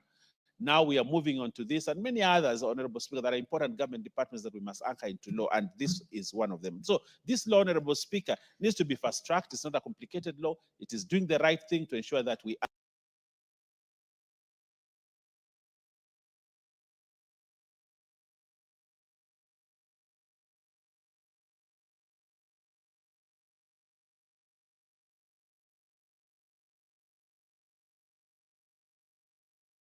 anchor the Kenya Meteorological Department into law. In closing, Honorable Speaker, this bill will provide the much-needed legal framework to enhance access and utilization of meteorological services through engagement and partnership with stakeholders in order to facilitate the integration of weather and climate information in the decision-making process, Honorable Speaker. Indeed, our nation stands to benefit from the compliance with international commitments and requirements if the bill is enacted into law. Honorable Speaker, this is a must piece of legislation. We have no choice. We have to put it so that we anchor this organization into law. Honorable Speaker, with all those many words, I beg to move and request the Honorable Kawaya, engineer, a very able member, third termer, to actually second. Thank you very much. Honorable Musyoka. Thank you. That's a three-term. Thank you, Honorable Speaker, and thank you, the Deputy Majority Whip, for ably Majority Leader for ably moving this particular bill, which is overdue. And Honorable Speaker, the only couple of things I want to touch on.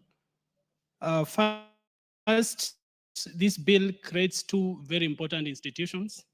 One that has already been mentioned by the Deputy Majority Leader, the Kenya Meteorological Service Authority, a body corporate with board of directors, and also an institution called the Meteorology Training and Research Directorate. Honorable Speaker, this particular training institution is going to do training and research, and it's also going to be the World Research or World Meteorological Organization Regional Center, and will be providing both certificate and diploma professional courses in meteorology, operational hydrology, and related sciences. Honorable Speaker, of importance is to also understand that currently we have the meteorological department, which is basically what we want to upgrade it from just a department under the ministry and give it full functions to work as an authority. And since it is working as an authority, it is also important to understand its source of resources or monies to finance its operations. And one of the sources of resources is basically money that Parliament will be required to appropriate to support this institution. Secondly, the institution will also be making some monies through levies, and we want to encourage, because we want, you've seen most of the institutions are now going A in A, generating their own income to finance their operations. Currently, I would say meteorology has been done in as a kangaroo style. We need to invest in modern equipment. And for us to invest in modern equipment, we also need to resource this particular authority. We'll say further to that, there's the Air Passenger Service Act, which currently is allowing the civil aviation to charge some money for air flights landing in the country. And that is going to be one of the sources of resources for this authority. In any case, going to make money for the air flights. Honorable Speaker, again of importance is to note that this particular meteorological authority, the Kenya Meteorological Services Authority, will be responsible for licensing every person, be it an individual, be it groups, as long as they are involved on matters, observation or metrology for commercial purposes. It is important to underline the word commercial purposes. Honorable Speaker, as a committee, we have also engaged widely. We have met many stakeholders because provisions of the Constitution requires Standing Order 127, that we do thorough public participation. And we engaged many stakeholders so that we are as thorough as possible. We engaged the State Department for Environment and Climate Change, the Department for Shipping and Maritime Affairs, the Civil Aviation Authority, and the Passeries Alliance for Resilience and Adaptations Across Nations, they are called PARAN. Honorable Speaker, it is also interesting to note that as it is right now, weather forecasting is actually not just left to the sciences of the books, but also to the indigenous knowledge. And as you will observe, you look at the bill keenly and our report, we've actually identified the indigenous knowledge as one of the critical knowledges that we'll be looking at while identifying the members of the Kenya Meteorological Services Authority Board, because in most of the times we look at the education background. You are told for you to be a board member, you need to have be an engineer, you need to be a lawyer, but we are also looking at indigenous knowledge. In any case, it has been used a lot currently in the weather observation. People from Turkana, they will tell you, actually they are experts, indigenous experts who never gone to school, but they slaughter a cow, they look at the intestines, and they tell you when it is going to rain. This is both the ministries and also the other stakeholders who appeared before us. They were categorical that in this bill, we cannot give out the services of these indigenous people. And in the past, these people have actually been used without any specific stipends. We hope, because now we'll be using their services, and this authority is also going now to be making money, that they do not use the services of these indigenous people for free. Honorable Speaker, and therefore just to make a few comments, a few observations as a committee, after engaging different stakeholders, we made several observations, and one of the observations we made was that the Kenya Meteorological Authority will enhance the provision of timely, accurate, and effective weather forecasts, advisories, and alerts, as well as provision of user-tailored specific climate weather products. 2, that the legal framework will enhance access to utilization of meteorological services through engagement and partnerships with all stakeholders in order to facilitate the integration of weather and climate information in the decision-making process. 3, that the nation stands to benefit from compliance with international commitments and requirements if this bill is enacted into law. 4, that Kenya Maritime Authority gaining access to real-time and reliable information on atmospheric and oceanic conditions, mariners will effectively anticipate and respond to potential hazards at sea. 5, that the traditional indigenous knowledge that I have mentioned in weather forecasting is not only significantly valuable, but also culturally significant and should be integrated into modern meteorological systems to improve accuracy and relevance of weather forecasts. The Kenya Meteorological Service Authority ought to collaborate with relevant government agencies, including National Drought Management Authority that operates an early warning system and conducts food security assessments through multi-hazard approach so as to leverage on the existing systems through a collaborative network. In a nutshell, Honorable Speaker, weather forecasting is extremely important. Many occasions, and many of us have had to have their flights delayed, and you are told it's because the weather is not good for you to fly your chopper, to fly the planes. Even for the mariners at sea, you are told that you can't do this because the waves are too harsh. It tells you that we are living with this particular weather forecast on daily basis. And this information is usually, when you are told you have to wait, it is not, it is basically as it happens. It is real time. And therefore, these people are monitoring this weather real time. If this weather monitoring, which is real time, is not done accurately, then it tells you that it can potentially cause a lot of problems. Because if, for instance, you fly,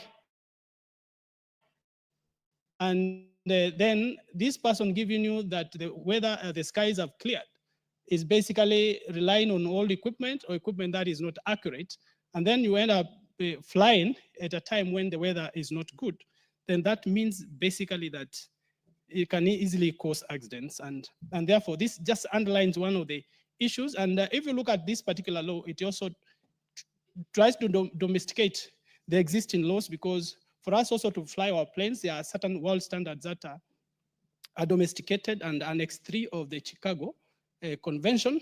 And then in our consideration of the bill, we have ensured that then basically these provisions that have already been domesticated under other acts that we passed through this House, then they do not conflict.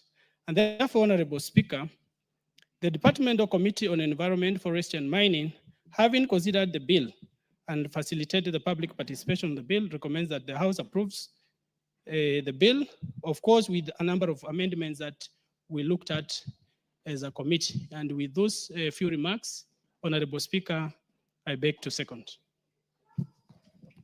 Very well. Honorable members, I therefore propose a question that the Meteorology Bill, Senate Bill number 45 of 2023, be read a second time. Honorable members, before I indulge you, join me in welcoming in the public gallery, I don't know whether they're still there, Camaroso School from Eldama Ravine, Baringo County, and St. John's Academy from Keio South, Elgeyo Marakwet County.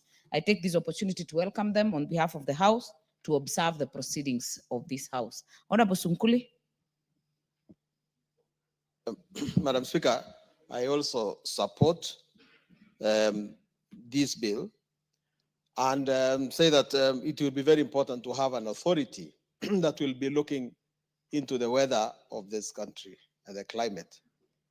But Madam Speaker, I want to begin by saying, so that we can correct a number of things, meteorology is a science.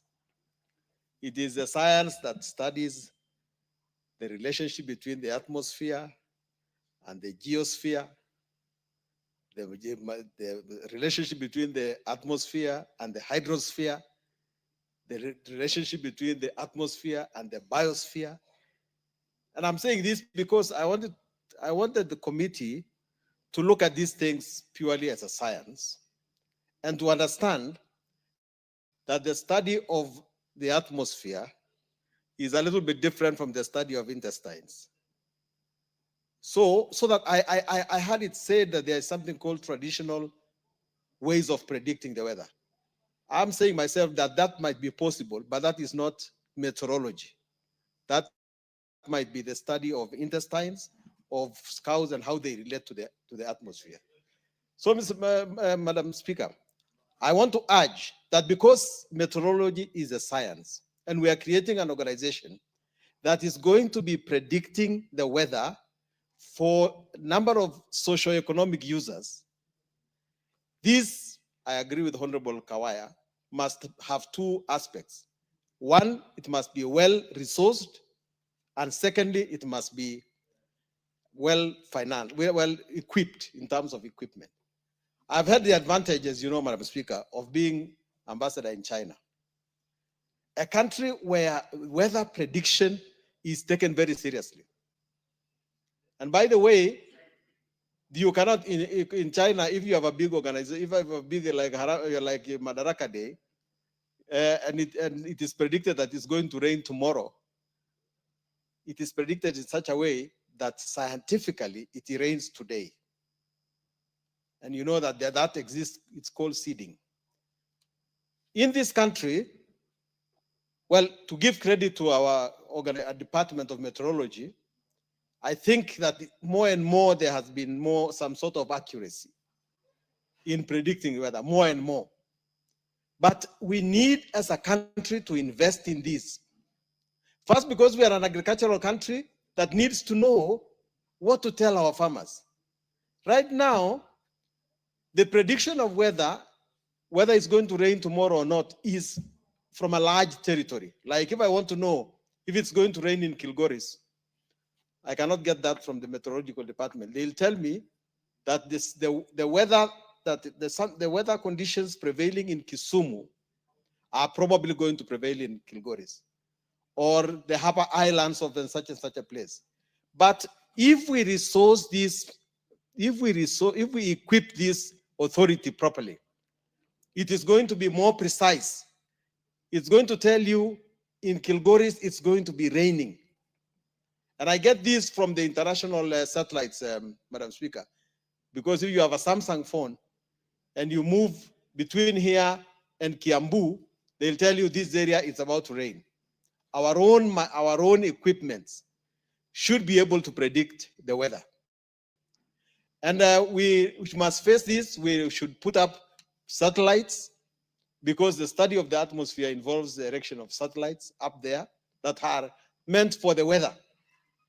And I look forward to the day when our meteorologists will be able to be very, very precise.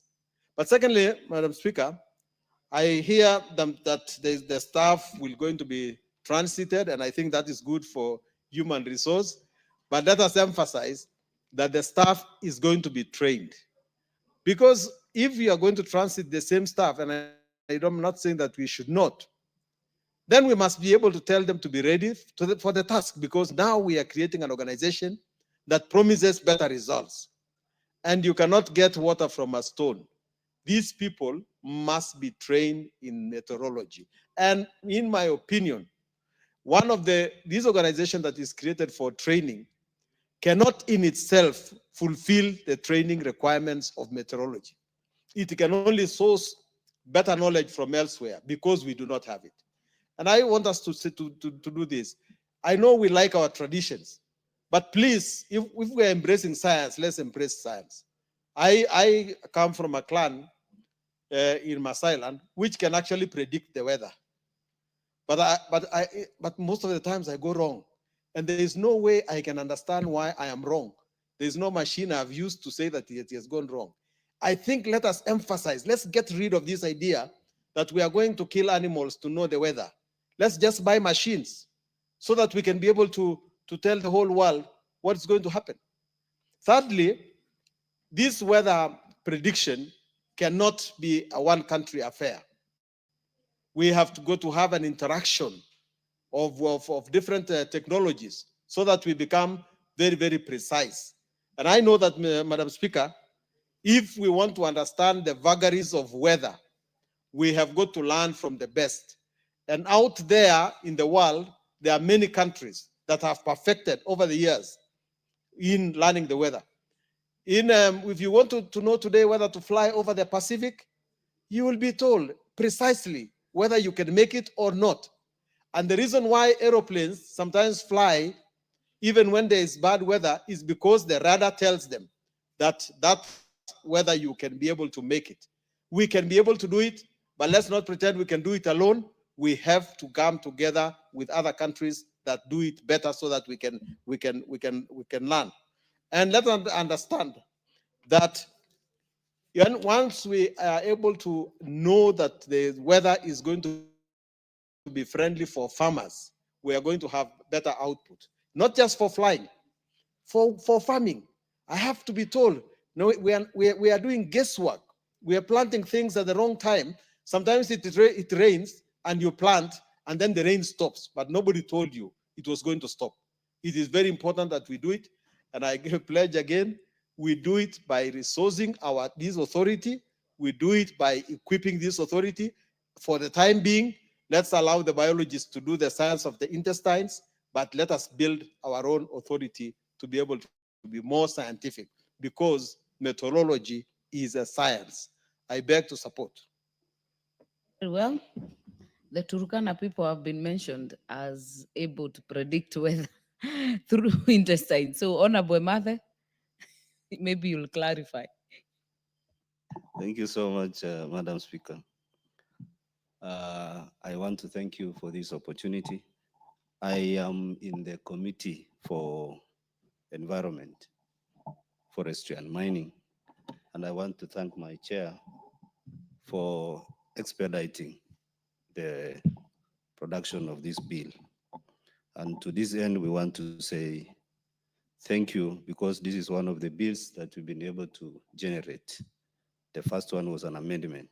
Yes, this is a Senate bill, Madam Speaker, but when it came to our committee, we took an observation on non-inclusion of indigenous technical knowledge, or what can also be called the traditional indigenous knowledge.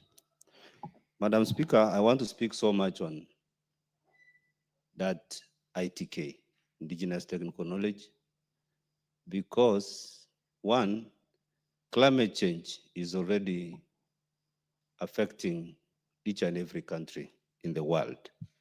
And number two, Madam Speaker, the manner in which this information on forecasting, on meteorological equipment, how it is spread in the country is not equitable.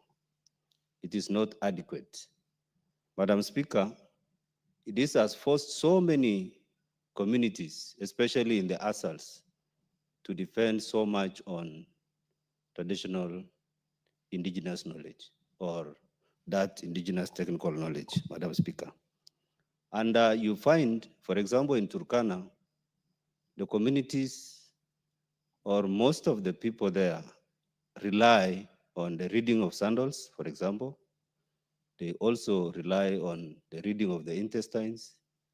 They also observe how maybe frogs will suddenly begin to roar, or even the movement of birds at some time.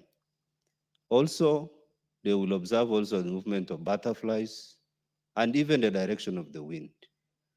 Also, in the constellation in the sky, they will be able to say the 6 stars that are normally grouped together. When they are positioned at certain time in the night and they will lie and observe, there is a certain position where they will always say, rains are almost coming. And Madam Speaker, this is not jargon. Sometimes when it's dry, you will see movements of animals towards a given direction.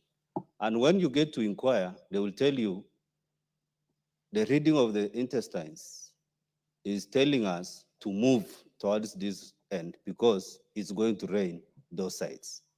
And actually what happens is when they move to those areas, they get rains in those places. And therefore, Madam Speaker, what is much of importance here is the need for us to consider inclusion of information, of knowledge, whether indigenous or whether scientific. And that was our utmost observation when we received this bill from the Senate, that yes, there is this scientific forecasts that are normally made, either to support aviation, shipping, or any other transport. But Madam Speaker, we need to see how we can be able to integrate this indigenous technical knowledge into our science. So that, Madam Speaker, if this information is not timely received at the grassroots, especially in the ASAL, where we have and the impacts of climate change, or where our pastoralism is affected, Madam Speaker, that information, whether scientific or no, or whatever, will not be useful to those communities. And therefore, Madam Speaker, integration of both scientific and this indigenous technical knowledge is profound. And this country, Madam Speaker, Article 11 on culture, the state is mandated to preserve indigenous knowledge. Also under Article 69, Madam Speaker, on environment and natural resources, there is also that part that requires the state also to see the integration of indigenous knowledge in either the meteorological systems or in everything that is scientific, so that those who are in these communities, local regions that are far-flung from development, marginalized, are able to be integrated in whatever becomes law, like when we are observing this methodology bill.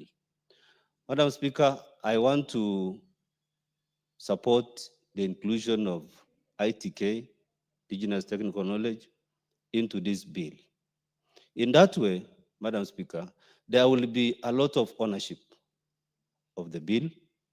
There will also be a time when science meets tradition or indigenous knowledge. A time when everything will be observed from the perspective of saying, yes, I was able to participate. Madam Speaker, I want to give an example of NDMA, National Drought Management Authority. When NDMA was still called ARDLANS, ARDLANS Resource Management Program, there was collection of data from households at the local level.